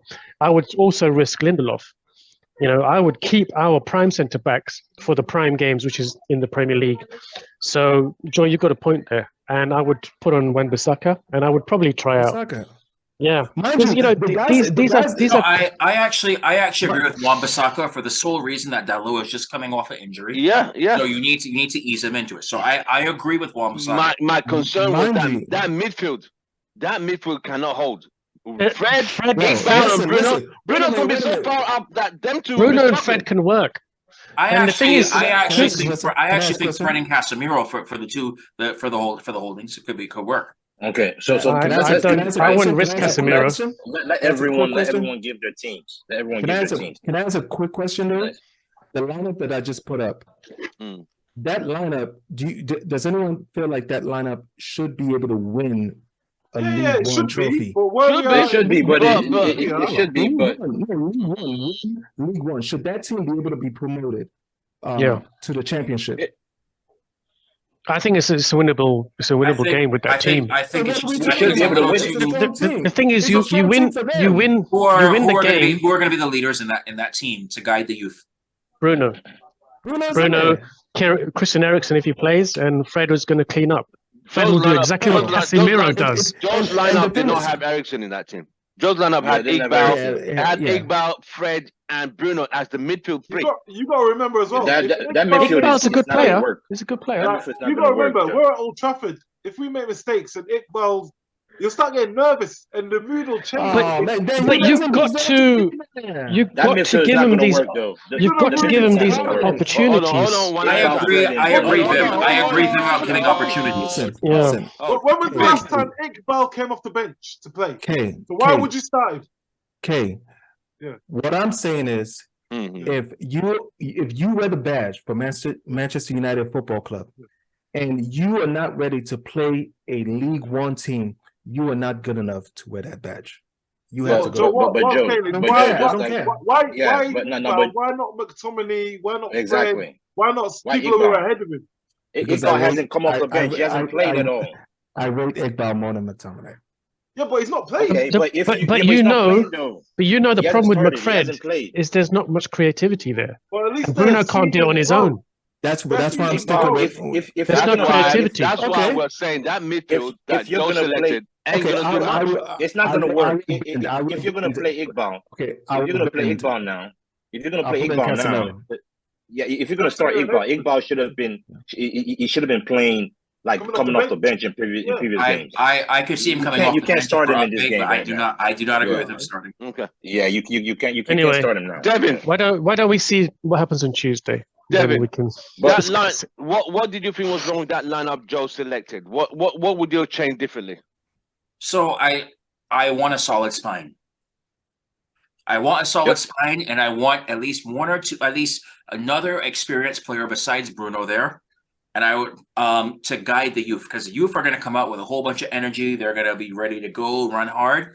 But you don't have to do that the entire match. I get it. It's a League One side and whatnot. But what I want to see is I want those players playing the United way. I don't want it to be a different system just because you have the youth players coming on and play how works best for them. I want the system my goal, which I'm glad Ten Hag is doing, is even with the academy now, they're all playing the same system. So that way, when they can come in, they can implement in that system. I want a couple more experience in there to guide the players. Hey, look, you did this wrong out here. I want you to focus on this, do that, and go from there. So I think your side is a little bit too youthful, and that's my issue right there. Thank you. Kay, what did you think? Hold on, Kay. Kay, what do you think of Joe's lineup? Yeah, it's in balance. There's the chemistry, like in centre mid. That's what will win you or lose you the game. For me, if you're gonna bring in one youth player, it's Garnacho, and he's wide, so it's not really an issue. In the middle, that has to be solid. So for me, if you're gonna make a change, you're gonna make 2 or 3 max. It's gonna be like people like Wan-Bissaka, or you're gonna put in Malacia, changing with Shaw, or you put in Lindelof with Varane. You don't put Maguire and Lindelof together because that changes the way we play completely. It's slow, it's sideways, it's lethargic. You don't get higher enough up the pitch. So for me, you've got like I said, anyway, you got to go strong, win the game, bring players off. You got Do you 5 not subs. do you not think by having Christian and Hold on, Vim. Yeah. Okay, I mean, Bems, what did you think was wrong with that Joe's lineup? Because I'm trying to see where we're going with that. Especially, it's the midfield and that defense. That's where the slight problem is. Yeah. For me, I think of the problem. Yeah, the midfield defense. That's fine. Just like what Devin said. You have to put in a strong back four, and I'm okay with Wan-Bissaka starting. That's fine, but Varane, Martinez, and Shaw have to play. And then obviously, and then play. I mean, okay. As far as goalkeeper, I don't really worry myself about goalkeeper right now. But midfield, Casemiro, Fred, Bruno, and then Garnacho. Garnacho gonna come on the right. Rashford, because you have to play Rashford and then play Martial. That's what I would go with. Okay. I think Rashford as a sub would be good. Like, do you not think the Premier League is much more valuable than the EFL? Do you not think we've got other players that can score? No, but again, like I would be saying what I think. I would love to see, like, we get up early, Rashford come in, score, give us a comfortable lead, get him off, get him ready. Yeah. And if he doesn't score, what if he doesn't score? If he doesn't score, then you still have to. Like, it goes again. We have the derby. We want you to keep fit. You gave your opportunity. You had minutes, but you're coming off at this time no matter what. I'm telling Anthony Elanga, you want to get back in this side. This is your opportunity. Yeah. And also, okay, go on, Vim. Also, if you do play Eriksen and Bruno, and you've got that creative hub with those two, then you can afford to have 2 uncreative centre backs in Lindelof and Maguire. Right. Just tell Lindelof and Maguire, give the ball to Eriksen, give the ball to Bruno, let them do the creation. I did not want to risk Eriksen in this match, though. Why? He doesn't get stuck in tackles, so he won't get hurt. He doesn't tackle much. I was very. Fred will do that. I thought Fred and Casemiro would work well for this one because Casemiro is so important for us in the Premier League. Probably the most important player. But then, so then saying that Casemiro is not another one that comes off then after we have a comfortable lead. Because remember, we got 5 changes to deal with. Yeah. I think you'll play Fred. Like Casemiro. I think you'll play Fred. I play Fred. Yeah, I think Fred will start. No. I think Fred will start against Man City because we need him to press. Eriksen should start this game. I agree. Eriksen can't play in the Man City. Eriksen's not a City game. Eriksen got exposed in the last derby. If we don't, You can't play this. Yeah. Right. Okay. Well, with that being said, then I guess you do play Eriksen in this game. Fred plays in the City game. So there was something someone said here, talked about what is more important. With the Carabao Cup, it's like one shot. We are not even at halfway. Hold on. The league, we're not even in 19 games yet. We're still halfway. You still have matches to make up. This is one shot till next season again. You can still make up the next 14 games. That's what I'm saying in Premier League. Because we're only week 16 or week 17 now. 2 more games make you halfway. So you got 19 more games to make up points. This trophy you're done. How many years now? How many years now has it been? 6 years without a trophy? Okay, Tim. Let me ask you a question, right? Yeah. When do you play the finals of the Carabao Cup? February normally, but it'll be March. End of February. But they're gonna move it. Because of work, I'm gonna move it to March. To March. Okay. Yeah. Well, and then FA Cup. When is FA Cup normally played again? Finals May. Last game of the season. It's in May. After the league title, after the league is closed. Yes. I can see. So, but now my next question is, I mean, from what it looks like, I'm from what I'm seeing in the FA Cup, it seems like we have a good chance of winning that too because I think the next matchup that's a long journey. Potentially, listen. Potentially speaking, because you have to play 2 semifinals, if I remember that correct, for FA Cup semifinal. You could potentially have a Europa final around that time, and you could be competing for top 4 as well around that time as well. I know. That's a lot of fixture congestion. I know. So, I'm just talking about the teams that are remaining. Like Arsenal's playing City, Chelsea are gone. I don't know if Liverpool's still there in FA Cup, but they have a repeat. How many games to the final? Liverpool has a replay with Wolves. If I remember right. 6 games to the finals. Look at it. 6 games to the final. Cup. Third round, fourth round, fifth round, quarterfinals, semi-finals. How many games to the final in the Carabao Cup? Five. It's 1 game short. But now they've added it because they've now added about the same thing. From where we are now. No, because where we are now. But remember, we started this trophy early. We just started FA Cup just this week. We're in the quarterfinals. Yeah. We're in the semi. We're in the final. So if we win the game on Charlton, we got 2 games and we're in the final. No. Is it 2 in the semis for Carabao? 2 leg semi-final this year. So 4 games to the final, including Charlton. Yes, 4 games. Yeah. And then FA Cup is what? 5 more games, right? 5 more games. Yes, 4th round, 5th round, quarterfinal, semi-final, FA final.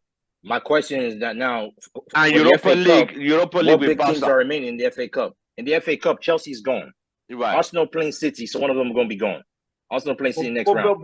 Is that the 4th round draw? Was that the draw for the 4th round? Huh? Have they done a draw for the 4th round? In the Carabao Cup, we're going to play at least 1 game at home, and the final will be a neutral ground. In the FA Cup, we could just get away fixtures. Okay, that's what you're saying. It could be a way fixture all the way to the end. Yeah. Above all else, I think realistically we have the best chance at winning a trophy this season. And once my whole thing is this. I want to see Ten Hag. Still got to play City though. I want to see Ten Hag instill the mentality of winning.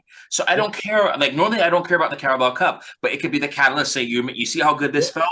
You see exactly the way this felt to win. You want to have this continue. You've experienced it now. Now you know what it takes to get here, and you know what? FYI, competition. So we got to step it up from here. But it's a start. And now the trophy drought ends, and it gives a little. It's positive morale to bring into the side. So I really think the Carabao Cup should be that. Go for it. Go all out. I'm going to say something. Just FYI, right? Ten Hag was asked about winning trophies, right? The trophy that he said was most important. If you listen to his interview, I think it was before the last game. It was the FA Cup. Yeah, it was. Yeah, I remember saying that. Or how do we know it's not mind games? That's it. That's all I gotta tell y'all. That's those are the words the man said. Those are the words. But that doesn't mean that. That doesn't mean. Yes, but you remember Fergie had a lot of comments as well too, and it was all mind games afterwards too. Yeah. So you could be saying this just to appease the press and what. Exactly. Because then it also means now we put all the pressure on the FA Cup. You have no pressure now playing Carabao Cup. Go out there and play.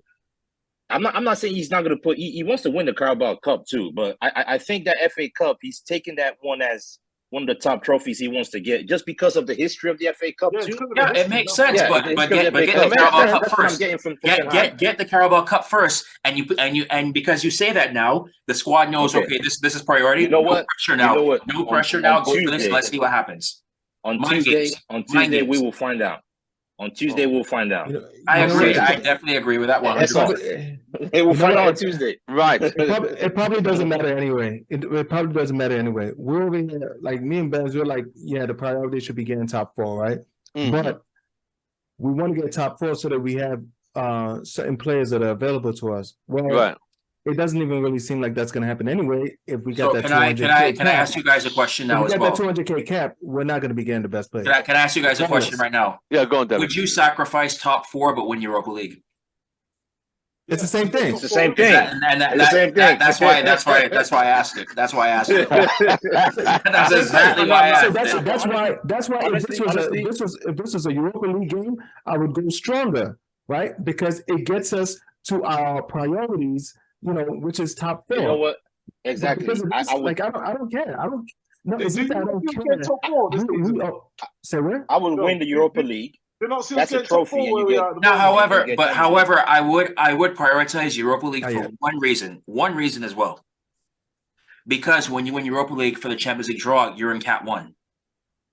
I would have gone with to spite Arsenal, but okay, we'll take that. Well, I mean, because now you're in the top. You're with all the winners, so you have that going as well for you too. That's true. That's true. In the past, under Ole and other managers, we have gone to this top 4 and gone to the Champions League and done absolutely nothing, and we sacrifice. Remember what Ole? No. That's Ole. That's Ole. Old news, man. That's Ole. Remember what Ole said? It's not about winning trophies. For a player who won Oh, trophies, yeah. that was so stupid of him, and I lost so Yeah. much respect. That's why. But he was just trying to spite Mourinho, because Mourinho said it's about winning trophies, not about just carrying top four. And when we do get into top four, we don't do anything. But you know why he said that? To take the pressure Not that, off and we still don't even attract any players despite being in top four or going into Champions League. The pressure off himself. Look, I'm gonna say this, right? Mm. Get in top four, get in Champions League next season is very, very crucial for Ten Hag's build. Correct.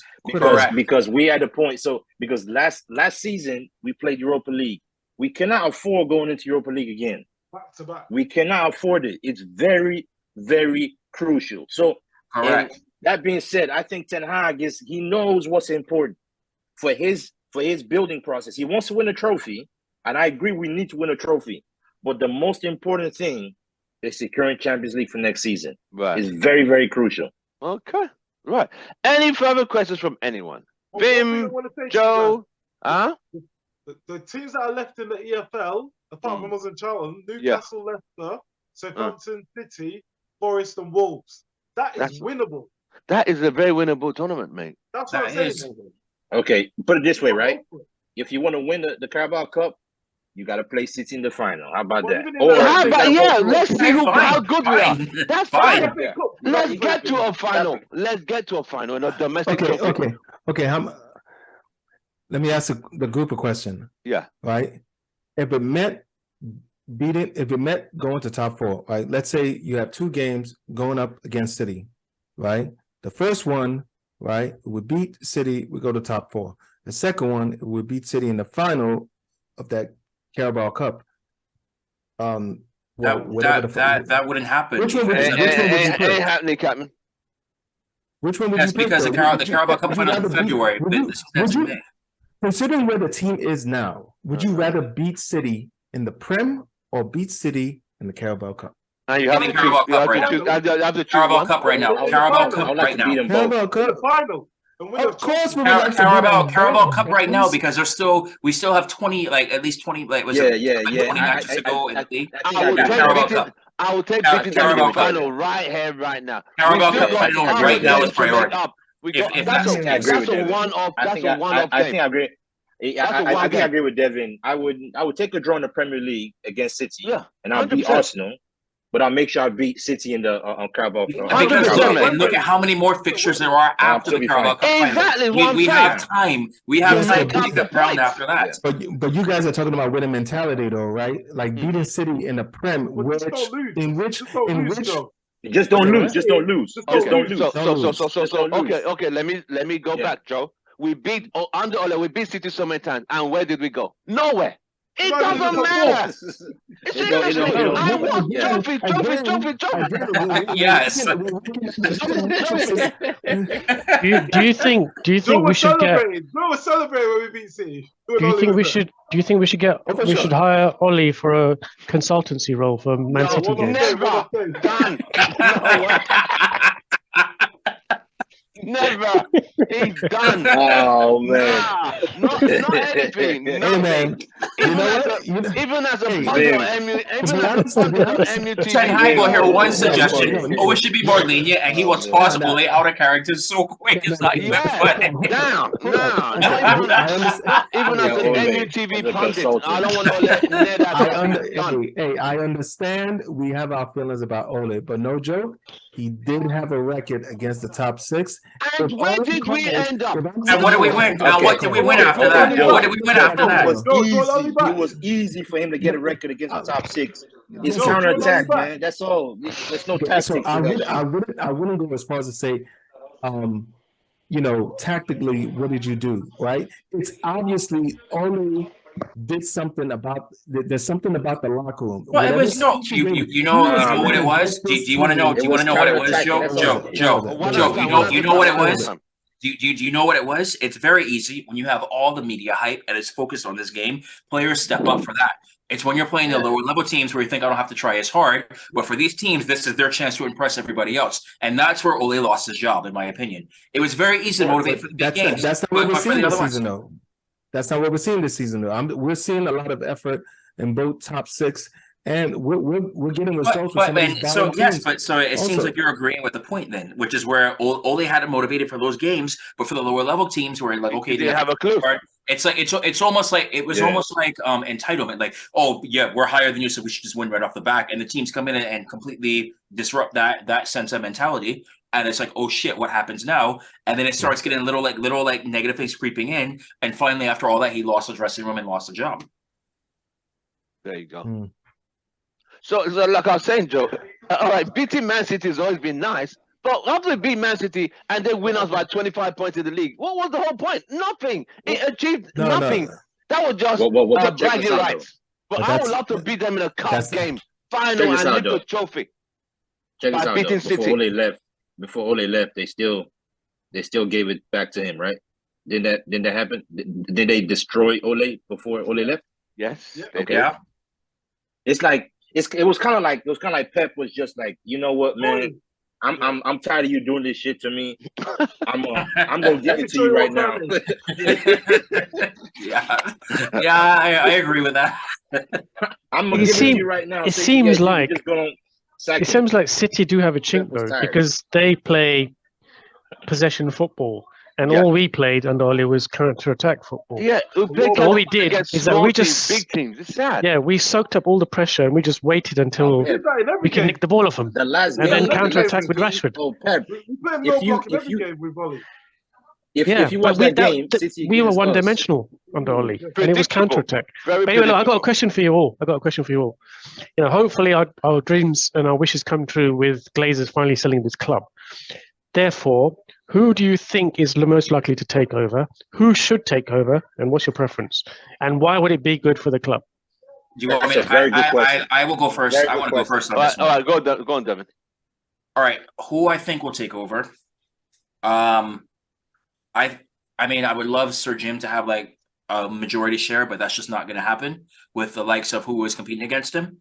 I think you're going against the Middle Eastern big boys on that. I don't want to see, and I'm saying this living in the States, I don't want to see American ownership be the primary majority owners. What I would like to see, I want a combination.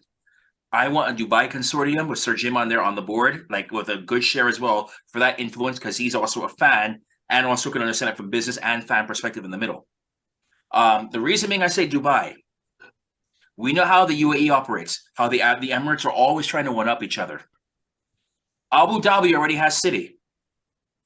You could imagine Dubai. Abu Dhabi is like, oh, we're the capital. We got everything. Like, look at us. We have the most beautiful mosque in the world. Dubai comes in and says, well, look at us. We got the tallest building in the world. Abu Dhabi is like, okay, we have Etihad. Dubai says we got Emirates. Okay.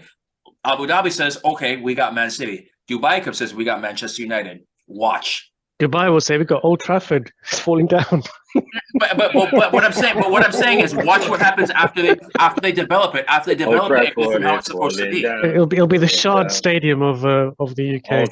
But I'm just saying. Imagine like after they invested it properly. Like remember when Sheikh Mansour bought City, like. I mean, it was nothing like how it was. They got lucky because the Commonwealth Games built the ground and they took over it. But look at what they did with the training ground around the area.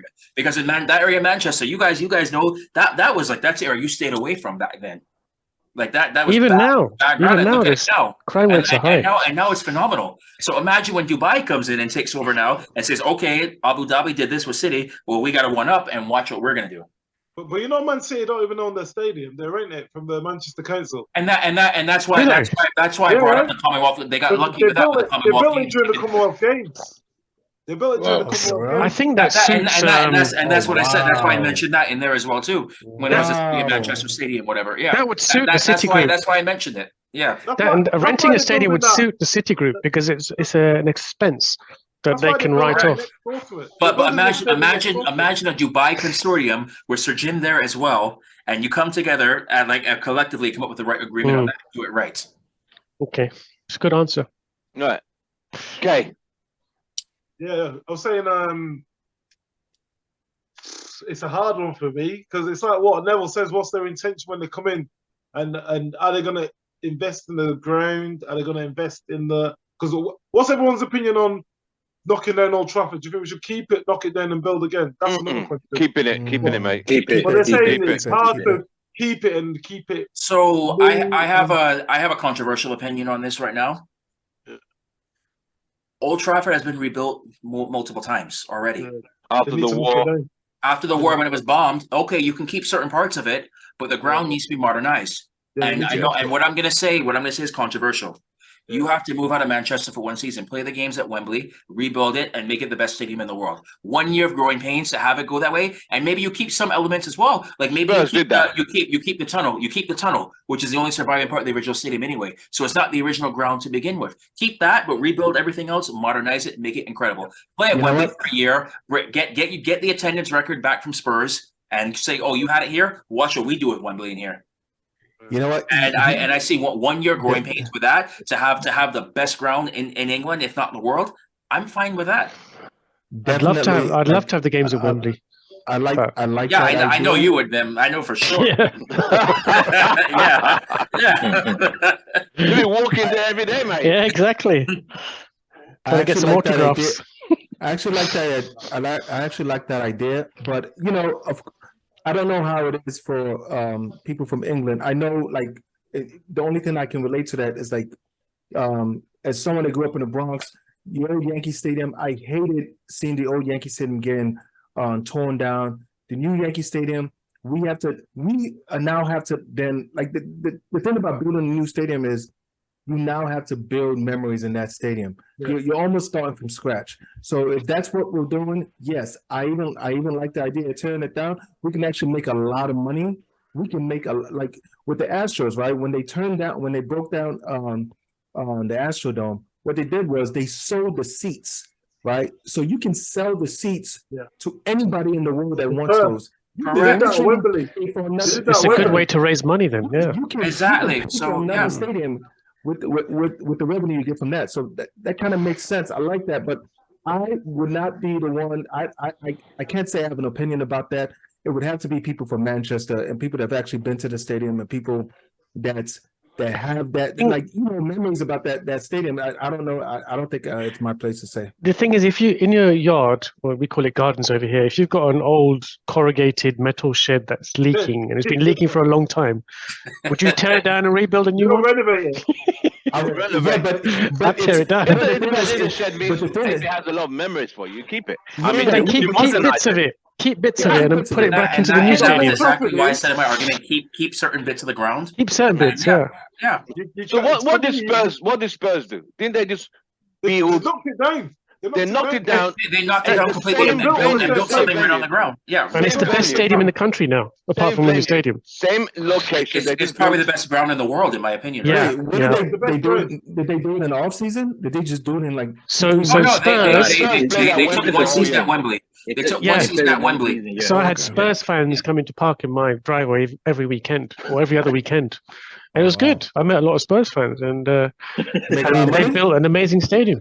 Hey, did you charge them for parking now? Of course, man. They're Spurs. All right, that's what's up. That'll work. That is funny. But it was easy for them because it was just both in North London. It was easy. But for Man United playing at Wembley, I don't know. No, it won't work. Yeah, I don't know about that. Because it's 200 miles. It's 200 miles and it's 3 hours driving. So I don't think Man United season ticket holders are going to travel to here. With that being said, it is 1 year. It is 1 year of growing pains. 1 year of growing pains to have the best ground in the world. And let's be very honest here right now. How many fans at Old Trafford already commute there to go to matches all the time? How many holders are actually in Manchester? A lot of them are from Manchester. They just say that. But let's be realistic with the numbers here. Okay, so you have one season of Mickey, you got to do this and whatnot. There's still a lot of people that commute from London to come up for those matches on those trains to come back and forth. So, I'd say percentage-wise, I'd say 70% of those fans are from up north and near Manchester. Yeah, they're not traveling. Okay, they don't travel that far. With the cost of trains and petrol in this country, they're not going to do it. How about this, Devin? Devin, if you could have all of those, what you wished for in terms of ownership and so on, tear down the stadium, but play at the Etihad and share the stadium. Would you really think Manchester would have it done? Yo, Probably not. Hey, If you pay them I enough money, mean, and the only reason it happened during World War II is because the stadium was bombed and they played at Main Road. But I do not see that happening again now. Which is why I said, what ground in England can accommodate? And it's only one season of growing pains. If you sacrifice one season of it to have the best ground in the country, arguably in the world, how United should have it, like how they had should it. have. You sacrifice biggest one club in the season world, biggest club in the country should have the best ground. Exactly. No So doubt. sacrifice one season where you got to commute a little bit and then go from there to have it for years on after that. Yo, Ben. Hey, Tim. Yeah, man. Mate. Tim, did I just hear right? Did Vim just suggest that we play at the Etihad, man? Yeah. No.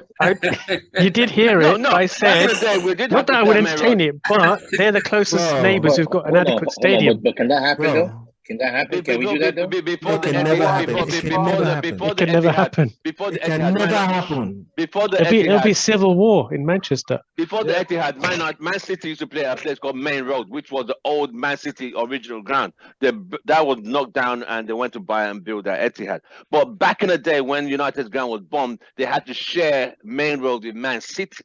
That's because they were forced to. They were forced to. They didn't have. There was nowhere other than Manchester but to play Man United. So the two teams were sharing the grounds on different days. Yeah, that's what I was trying to explain it. You imagine, right? Dubai comes in and buys the club, and Dubai has a fairly close relationship with Qatar. We say, okay, let's share the ground. You never know. Man United fans would be upset. They would be. City fans would be upset. I do not see that happening. But I again, I also the other thing is with United, we're all about our records. Let's get the attendance record back from Spurs, which we had before. Now Spurs haven't brought the record for football games. Yes, no, they have the same. They no, because when they're at Wembley, they set the Premier League single. Oh right, yeah, Wembley. Yeah, I mean, let's go and get that record back. Okay. So, Bems and Joe, what's your response on the ownership question? Ownership question. Okay, I'm not crazy about the idea that you have all these oligarchs from other countries using Manchester United as a fucking dick measuring contest, right? I don't care for it. But if it benefits us, I get it. I'm not gonna say that it should not be any Americans. Of course, Americans, unfortunately, they have like a stigma. I say, it doesn't matter who it is. We need to coordinate with Manchester United Trust or whatever. We just need to have certain standards, right? As far as investments, Carrington, all of that, right? If they're gonna, if those are the things that they're gonna include into their ownership, then yes, it does. Anybody but Saudi Arabia, but I'm fine with, But what about the sports washing issue? Because I'm hearing that the Glazers don't like that part of the world, and they wouldn't sell to them for what they stand for. Which is so why they're not keen on the sports. The Glazers are quite against selling to a country that tries to use the club for sports washing. Although they're hypocrites themselves, their preference is not to sell to those countries. I mean, are we talking about Saudi Arabia? Are we talking about Qatar? Yeah, that region, yeah. The Middle East. Just a whole region? Yeah. I was reading an article that the Glazers do not want to entertain a sale with them. Okay, so unfortunately, there's just been some dumb. But why are they going over there? It's probably likely to go to Americans. Yeah. So we're saying then Dubai and them are out the race then? Not really, but I would pick Dubai. I would pick Dubai. The thing is, money talks. Right now? Money talks. Yeah. They got it. Right now. So why are they going over there? Why are they going over there to go and sell the club? I think they don't like them. No, they went to Qatar to meet, just do networking in general. But there was an article that a few journalists have been saying, because they've been following the Glazers for a long time, is that they don't like the sports washing scenario that's going on in the world, and so they don't want to entertain a sale to the Middle East. Oh, please! For that very reason, that's what they've said. They're hypocrites. They've been over there a few times before even the sale. They've been over there at least 5 times. It could be even just. Mourinho was there. They were there. It could be just a PR stunt. They want to come across as righteous, but maybe they I will don't sell. think these guys give a shit, man. I think don't if give a they, damn, man. If Dubai was to offer them If it's in the bank, they're taking 7 billion, it. They don't care where the they'll money's sell. coming from. They will take it. The Yeah, highest they will bidder take it. is the money. They don't give a damn, man. They don't care. Right. All this must requirements, they don't care about that shit. They just They want don't their give money. a shit. Yeah. They're going. Right. What about you, Tim? What about you? I want the best owners. I would prefer. I wouldn't want American owners again because they have a certain business model set up in the mindset of there have to be a profit coming out at a certain time. It's like so projected, and I don't want that, business. especially when they're not football-minded people. And okay, Middle East are no different, but at least these people they want to put money and want to be the best. If the American owners like, okay, yeah, we put enough money, but want to see our profits. It's like everything has to be on a profit. With the Saudis, we're putting money. Oh, we need to make sure you're number one in the world. I want us to be like City, owners to be like PSG, fighting for every single trophy out there. We are literally just nobodies now. No one gives a damn who we are. We can't even. We don't. Tim, The reason why they do that is because the sports washing for them is worth more than the money. It's about the wash. It's not about they want to be the best because they want to be associated. Yes. When people think Qatar, they think of who they own? PSG. They think about the football clubs. Yeah, you know, I don't mind. You don't mind? No, then being owned by Amazon, and we are still trying to figure out where are we going this way, where are we going this season. We've done this too many. We've done it for 15 years. What is Amazon or Apple gonna do different? It's all about profits for them. No, the difference between Apple and the thing with Apple, why I like the Apple idea and the Amazon idea, these are companies that are very well run. These are companies that know how to put quality people in quality positions, in high positions. Who don't know about football. Who don't know about football. Do you know why they want to buy Man United? Bro. For the streaming rights. That's the only reason they want Man streaming. United. Oh, yeah. For the streaming, yeah. That's all it's about, the money for the streaming. Yeah. I use IPTV anyway. You stream whatever the money you want, man. I got it. I'm really not a big fan of American owners. I think we're done. Yes, Amazon are well-run companies. Well, they're just gonna put you in. They're just gonna give out this good marketing department, repackage the whole Man United team. They don't know about football, don't know about negotiating, have no clue of what the culture. Nothing. Just all right. And we're going to calculate next 10 years. This is how much we're going to make. That's all. It's all about how much projections. But the Britons are doing the same thing, though. With American owners, the history of the Premier League with American owners has not worked out well, and there's a reason for that. Yeah, I know. It's not great. Look at, was it Gillette and Hicks with Liverpool? Yeah. They're buying Andy Carroll, Ricky Lambert, all these dead. I want to be like that. And watch out, Chelsea. And Todd Bowley, it's just the beginning.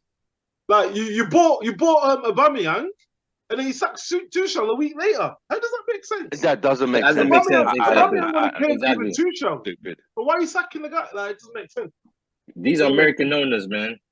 Chelsea's gonna get trouble. Okay. Let me ask you guys a question. How would you feel if Beckham, ex-United legend, and an American consultant by United, will your perceptions change? No. Vim. No. Depends on. Vim, what would you think? Beckham and an American consultant. Well, I think it'd have to be someone like Apple. Who've got plenty of cash and are not going to be so heavily concerned on the bottom line, which is profit, as some of these smaller businessmen. It could work. I don't see what's Beckham going to offer though. It's just a face, isn't he? Yeah, like an ambassador. That's the face. He doesn't really have any technical business now, does he? Because I mean, he's a bit comes across as a bit of a simpleton. Want to make money from that shit, man. But simpleton, man. Come on, man. That's a club legend. Have you heard him speak? I have, man. But I don't want it. This is a guy. I took a free kick. It was a really good free kick. If Beckham is going to be don't you start, mate. If it talks like a child. I'm not sure about Beckham. I wouldn't mind seeing some players of Manchester United who've gone into business partnering up with an American firm like Apple. That could work. Beckham owns a part of Miami Miami, Inter Miami. Inter Miami. And Inter they're Miami shit. Football Club. Yeah, but the business now has got to be there as well, hasn't it? It doesn't seem to have Beckham it. Have has you seen the been- contract that Beckham signed with when he went to Miami? And they were saying it was the most lucrative. He got a contract where he got projected. So he got a basic salary, but he got As a player. percentage of the- Huh? As a player. As a player, yeah. But that But would he have been got- his agent. Oh, but he His also agent would have done that. when But he got a went to LA percentage when of he their went to future LA earnings. Yeah. in his contract they put in a clause that said like within 10 years of him retiring, Yeah. he was able Yeah, to yeah. buy an MLS franchise for 20 million. Exactly. And he's got a stake in the club, so he gets. Yeah, but So, he's with got that being good said, people like, you know around how him. much it costs to get an MLS club What? normally? It's hundreds of millions, but he got it. He put that in the clause, and so he took advantage of that and brought it to Miami. Yeah, That's I mean, not- it's so probably. my- I'm sure maybe Beckham probably didn't come up with the idea. Maybe his Beckham- agents or his manager or whoever, his staff. But he was a valuable player, right? So Yeah, he he could was. afford to have the best staff around him. Yeah, but I Could don't you want see Beckham him? working with American owners, Can you see him man. as the face of By Manchester United. United? Ain't gonna work. No. No. And I think a lot of fans will to be say no honest- after what he did with Qatar. Because you got to remember, he was the face Yeah, of England well, getting the World Cup. he's paid to Yeah. sports wash He was for the them. face of England getting the World Cup, and then he went to Qatar to go and get it for Yeah, them. So a lot of fans. but then know- they're Beckham's clearly a- paid. And then on Beckham's top about of his that, pockets, man. right now, Beckham's about when his you're talking pockets. like what is Beckham's net worth versus how much will the club actually cost? So how much influence will he really say? Like when the people who have like the real money, because like you're talking billions, like 5-6 billion. I don't even think he's worth like He's $7 not worth $1 billion. billion. He's not even He is worth $450 million. That's my point. So that's not So even that will 10%. wipe out the debt. That's not even 10. No, The we're Man not United about the debt. It's not even 10% of the cost of the club. So you want to have him be in the face here, and he's not even. He only has 10% of it. Somebody else who's Yeah. majority shareholder would say, "Well, you can say whatever you want, but I'm a majority shareholder. We're doing it this way." And now I'm going to say you have to run it this way too. You gotta go along with it. So no, I don't. I do not. I guess we can all agree. Okay. So, Kay, you've said how you feel about Beckham and the American consortium. You said that's a no-no, right? No. Devin has definitely said that's a hell no. Joe, your take? Beckham and an American consortium buying United? Yes, no? No, because like the whole idea of him getting into Miami in the first place was just a contract. Then he didn't get that team because of his business smarts. So, to be honest, I think we should just lay off former members of this squad from being get rid of the involved in management. sentiment. You need to Just get rid of the sentiment. just get rid of it because it'll just continue on with the good old boy revolving door. It's harder for us to get rid of them, even when they're shit. That's another thing. Like when we bring some of these old players back, it's harder for us as fans to look at them for what they are and say, get the fuck out, because we have so much emotion tied to them. So I don't want any of them to be involved. Let's just move forward from them. To be honest. Bems. Sorry, what's the question again? Beckham and the American Does owners? Beckham take good free kicks? That's not the question. Don't.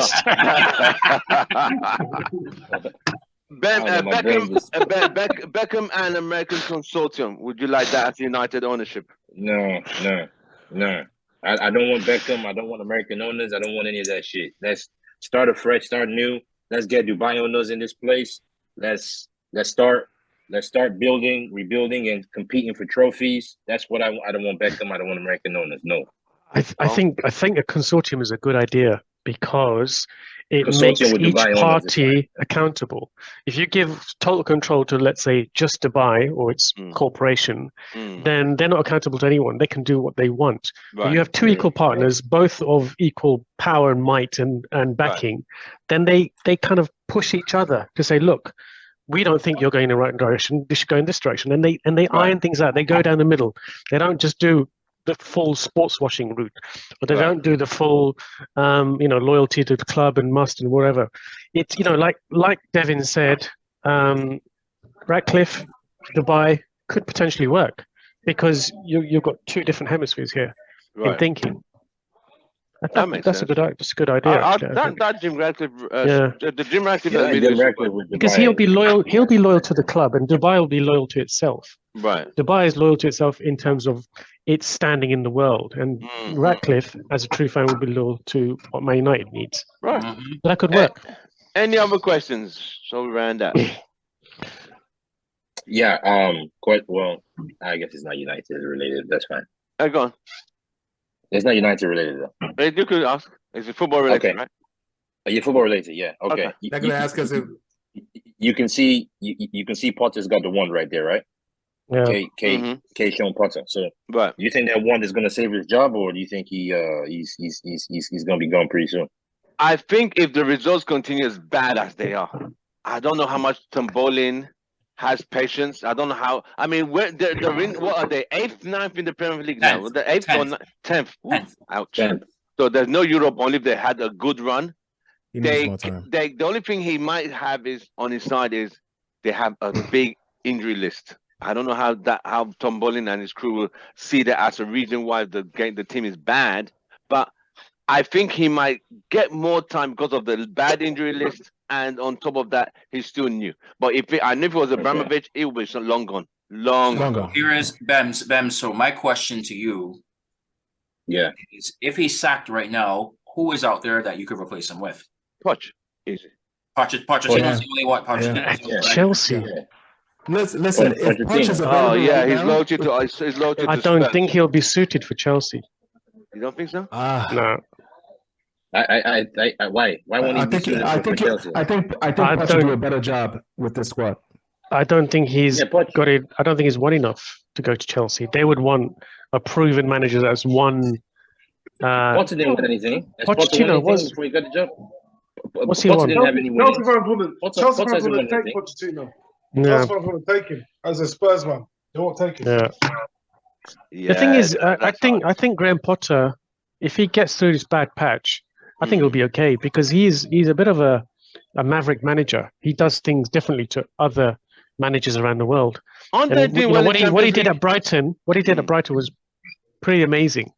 And he sets up different systems. He changes things in game that people don't think about. Right. So I think once he gets over this bad patch, once he gets the players to understand his style of football, I think he'll be all right. But you see, But he needs to pull through. But my There thing was- is, the there fact wasn't a that lot they're of not go understanding on, Ben. the fact that my thing is he's new. Yeah, people say give him time, and I agree, give him time. But the thing is, he's in a football club right now. The players are clearly not buying into his style. That is a big problem because normally, when you get a new manager, even though sometimes you get managers halfway through the season so they don't have preseason, they don't have transfer windows, whatever. But at least you see a bounce. There is a new manager bounce.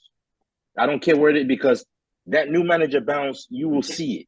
We've not seen that at all. That is my worry with this Potter situation, because the players, you could tell the players, they don't look like they're buying in, and you can see like he's chopping and changing. He's like, he doesn't know what his starting 11 is, so he keeps switching. Yes, he has the injuries and stuff, but he has a lot going against him at this point. He should, at minimum, he should be getting results. When I mean results, if you nicking wins 1-0, if you're just start from nicking games 1-0, even though the players are not really gelling, buying in well, but just at least get wins. He's not even getting there at all. But you could still say that. Yeah, but why do you think he's not getting any wins? What's the reason for that? I just think the players don't trust. The players don't believe in him. They don't believe. That's one view. Football. They don't That's believe one in view.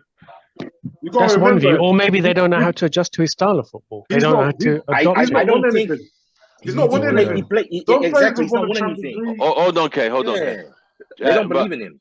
Right, they don't believe in it. That might be one. But how about they're not used to adapting to his style? But remember, what Vim said. Okay, Tim. He played a good style at Brighton, though. Yes, there was no pressure at Brighton. There was no pressure for him. This is Chelsea. This is a bigger club. It's like going from driving a Ford Focus to a Ferrari. There's like all the lights are on you. Like, okay, who are you? What can you bring to take us to the? Yeah, it's a big leap. And I feel sorry for him because there's more pressure on him. He's handling players he's never handled before. He's in an American consortium. These guys are also new. I don't even think they know what they're doing, but they know they need to make money, and the team needs to do well. All they're seeing is defeat. Like, okay, this guy's just probably not good enough. We might have to think of. So I think there's more pressure on him. Just what Kay said. And they got a long injury list. That's another thing. Right. Potter has not won anything. These are big players. But it's not about that. It's not about that. He's an innovator. He's not. I don't think he's able to command that dressing room and tell him. You don't know that. You don't know that. Well, we're not seeing it. We're not seeing. You don't know how they behave in this dressing room. You don't know what their interpersonal relationships are like. Right. Maybe they just don't know how to adjust to his style of football because he's an innovator. He does things that other league managers don't do. And I think there's a time of adjustment, and probably the owners know that. How long has he been there? 3 months? The thing is, it's easier for players, right, to buy into your philosophy when you've won stuff. To that philosophy when you've won stuff. Yep. Look at Eric Ten Hag. It didn't take time. The guy has won. He's won stuff. But we were desperate. Man United were desperate for a good manager to come along. Chelsea have had good managers. Yeah, I know. But yeah, Chelsea also they have new owners. They were playing better under Tuchel. Yeah, but it takes time, though. It takes time, bro. It takes time. Okay. Has he been there? Let me ask. Has he been there? You know what? Let me ask you this question. Let me just shut this whole thing up right now. When Tuchel came in, when December or January, right? Right. Wait. It came in in January. It came in January. Let me finish. What happened at the end of that season? They won Champions League, which was a knockout tournament, right? Knockout. Yeah. He won Champions League, right? That's fine. Thank you. And also they got top 4 years ago. I think they got top 4 too, right? Right. That just clearly tells it right there. That's what I'm saying. So why did they sack him? Why did they sack him? That's because of the new owner. It's the new owners. Do you know what? If he's getting success on the pitch, why would you sack a successful manager? You know what Chelsea did? Tuchel didn't get along with what United did. When Ferguson left, Gill left. Chelsea have sacked Maria, the woman who was doing all the deals. Peter Cech. They sacked the Nigerian guy who was the sporting director. They basically cleared out the whole staff, and Tuchel is left like, oh, you've got to do everything now. So he's clearly had a falling out, and Potter's done what Moyes did, brought all his stuff in, and now he's having to think, oh, this is a big club. These players are used to this. So there's more changes than just the manager. There's changes to the whole backroom staff. And so the players probably can't adjust to it. Tuchel had because everything's changed. Backroom staff than what this guy has now. They cleared out the whole thing for him. He's literally like, oh, I'm brand new. It's exactly what happened with So it's like they're starting from scratch with this new ownership. Exactly what He needs time. The fans are not going to have it. He needs time. Once the fans start murmuring saying they want him out, it's game over for him. He's gone. And I'm telling you, Potter is not far from getting sacked. What do your crystal balls tell you? When's he going? He won't go until next season, I don't think. I think they'll give him a season. But I can't see him. He won't be there next Christmas. I don't think he'll be there next Christmas. By Christmas, so that's a whole year. But they might be. What they're challenging for the title in Christmas? They ain't gonna be challenging with Potter. Trust me. They won't be challenging with Potter, man. Potter ain't gonna be challenging. That's a bit harsh. Potter ain't gonna be challenging. They might remember. You've got Klopp. You've got Guardiola. What's the Potter done to me? You think he's gonna challenge? What is he doing? They might do some good recruitment. Don't be surprised if they end up signing. They might send up because they want to get. They actually could sign Felix as in permanently, not loan deal in summer. Then what are we gonna say? I'll put it this way. Even if at least we saw some sort of new manager bounce, I would say okay, maybe next season could be the better if he gets the players he wants. But we didn't see. We haven't shit. He's one game in 8 games. Maybe there's players in Chelsea in the squad now who are not playing ball, who don't want Potter there. So they're causing problems. They're causing a rift. Maybe he needs to identify those problem players, get rid of them, and bring in his own players. Let Vim finish. Maybe he needs to bring in his own players. Imagine if he brought in the whole of Brighton to Chelsea, but they played at a slightly better level. Do you think that would work? But the thing is, the players at Brighton won't be able to handle pressure at Chelsea. Yeah, but what I'm saying is that maybe there are problem players at the club that don't want him there, that don't like all the changes, that don't like the fact that Maria's gone, they don't like the fact that sporting director's gone, and they're causing problems. They're down tools. So he's got to identify those problems and remove them. They're just down tools. And I understand that. I understand that, Vim. I understand what you're saying, but you still got to get results, though. Of course you do. But they're now a club in transition because the whole ownership has changed. The whole structure's changed. So I think he'll be. I agree. I think you'll see the season out. Yeah. It's fine. You'll probably give him the season out, but you still have to get results. You can't keep losing. Yes, you do. Yes, you do. Losing week in, week out. You still got to get some results, though. Did we not lose week in, week out last season? We finished 6th. We went through a transition of 10 years. We had 3 years of Oli. Have you seen Chelsea's Chelsea's they're the most successful team in the last 10 years. Yeah, but they're the most successful team in the last 10 years. Cyclical. Football is cyclical. Yeah. Their cycle's done now. Their cycle's over.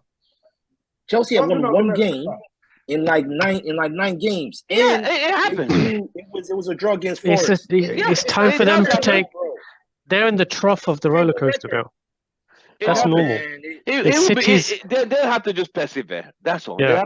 It's now our rise. Okay. It's now our time to change our cycle. They got January window to come forward to buy some more players. He needs to go buy impact. He's going to get impact players to change the scenario for this month. To take him to the season. Let's put it this way. That's what he can do.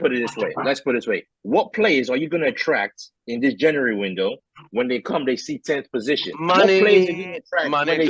They'll do what we do. Put it this way. Money. Bems, you're a United fan, yeah?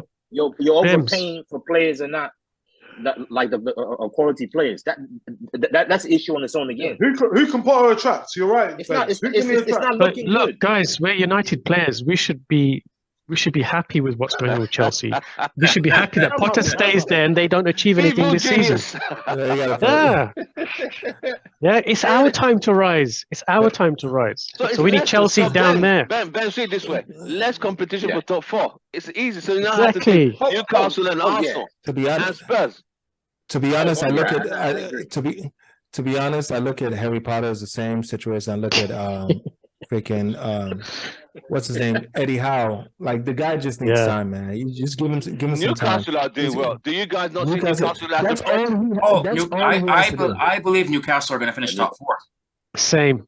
Who else? And the reason being, I agree with that. They don't have any European competition to worry about. Now they're out of the FA Cup. They have more time to recover between matches, and they have more time during the week to prep for the matches when the other teams are focused on other competition. They can go hard every week. With that being said, they will finish top 4. Okay, I agree. Joe, top 4 Newcastle? Yes, no. Yeah, it's a good chance, unless they have some major injuries. If they don't have any injuries, they're starting 11. Yeah, they're gonna stay top 4.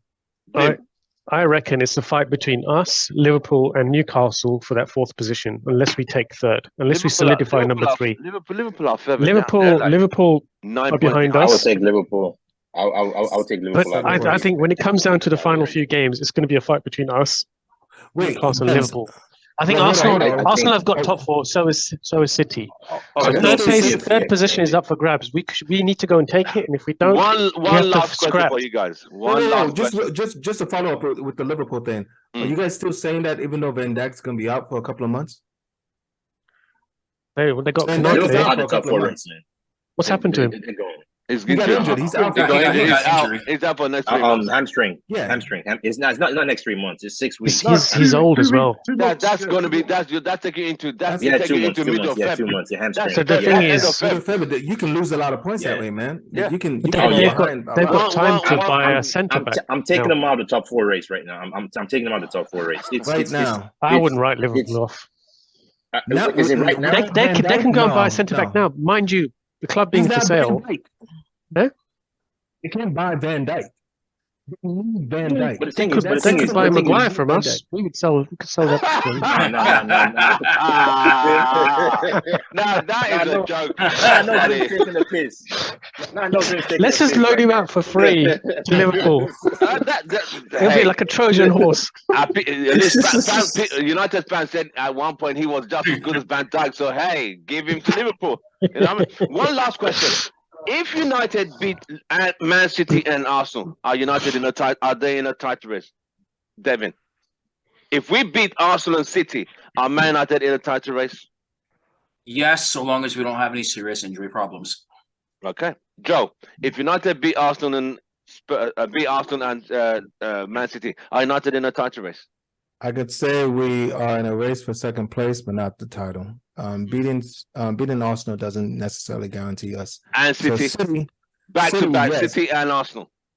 If we beat City, I can see us getting up to second place. But right now, Arsenal just looks like beating both.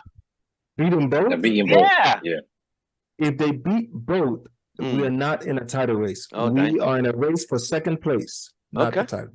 All right. Okay. Bems, if we beat Arsenal, Man City, are we in the title race? If we beat Arsenal and Man City, okay. If we beat them, right? Technically looking at the table, right? Because of the points difference, you would say they're in a title race, but we're not really in a title race.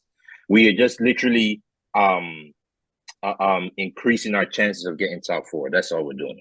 By beating Arsenal and Man City. That's all we're doing. We are 9 points behind Arsenal. 4 points behind City. Level on points with Newcastle with a game in hand. If we beat those two top teams, we are in the title race. And we need to get a striker though. Thank you. So, yes. We're officially in the title race, but we're not going to win it. Okay, so you're saying we're going to do an Ole, lead the table, then fall off after the week 2 games. We're in the title race, but I think the pressure will be too much for our players. It was too much, yeah. Well, it makes sense. So if we beat Arsenal, beat Man City, we're not game in hand. We're not in the title race. But guess what? We still got a lot of games, man. Right? Europa League. We're still in a lot of games. But I'll put it this way, right? Let me just say this. If we were a better run club, and if Ten Hag was given the funds to buy the players that he wanted to get this January transfer window, and yes, we had, and at the window we had João Felix and I will say this right now. I would say that if that was the case, I will say we would be with Ten Hag. I would say we would be in some sort of a title race because, I mean, I don't see any other team. Arsenal's still going to draw points. Man City, I mean, I would expect them to start picking up right now, but I mean, let's see how they play. Beating Arsenal, win the game in hand with João Felix and the Dutch striker. No title race. We would be in a title race at that point. We would be. What if we bought Osimhen? The guy from Napoli. I like him. That's a summer sale. I don't think they're giving to us for January. Too expensive. Too expensive. Yeah, I think that's what I would say, right? For us to be in the title for like 50 mil. Yeah, I think not for 50. This is a Nigerian talking race. We would need a backup right back. We need more. Do you not think there's a mind shift change in the club now? Do you not think the players are different compared to last year? And I think there's a better mind shift. There's more positivity and the mentality is stronger. Yeah. If they beat City and Arsenal, I think in the minds they'll think like we could beat anyone if they beat Arsenal. And I think we've got discipline and we've got structure, right? And we've got a good framework and we've got better training techniques. And the most important thing now is if we go on a good run and we have momentum, we could go down to the wire at the very end. You've got to believe. But our squad depth is not. You've got to stop thinking like that. No, but look at Leicester. Look at Leicester. Look at Man City's second 11. Look at that. Doesn't matter. You've got to. It's a whole shift in the mentality. Leicester didn't have the season they won. They didn't have they didn't have number of games that we're having back to back. City's struggling. Let me tell you one. City's struggling. I know football has changed. In 1981, Aston Villa won the league title with 14 players. 14. And that's when they used to play 42 games, not 38. They won the league with 14 players. Were they in any other tournaments? They played the FA Cup. We're They played the League Cup, exactly. but they played the regular cups like FA Cup, which is standard. They got Were knocked out with the they in Europe? No, they were not in Europe, but they won the European Cup the next season. They won Champions League the following season because they won the league. The intensity is different, Nathan. Tim, No, I'm just saying. why are you bringing this? I'm just letting you know It's that not one team won a league title with 14 players, and they played 42 games. 42 games. So it can happen, mate. It's belief as well. It's belief. The most powerful thing is belief. It's belief. If if players have belief and the club has belief, you can go anywhere. Aston Villa, you're looking Okay, at. if the mindset of these players changes for the better. If you have belief, Only believed he was going to win the title. But you're in bed with a hamstring, you can't move your leg.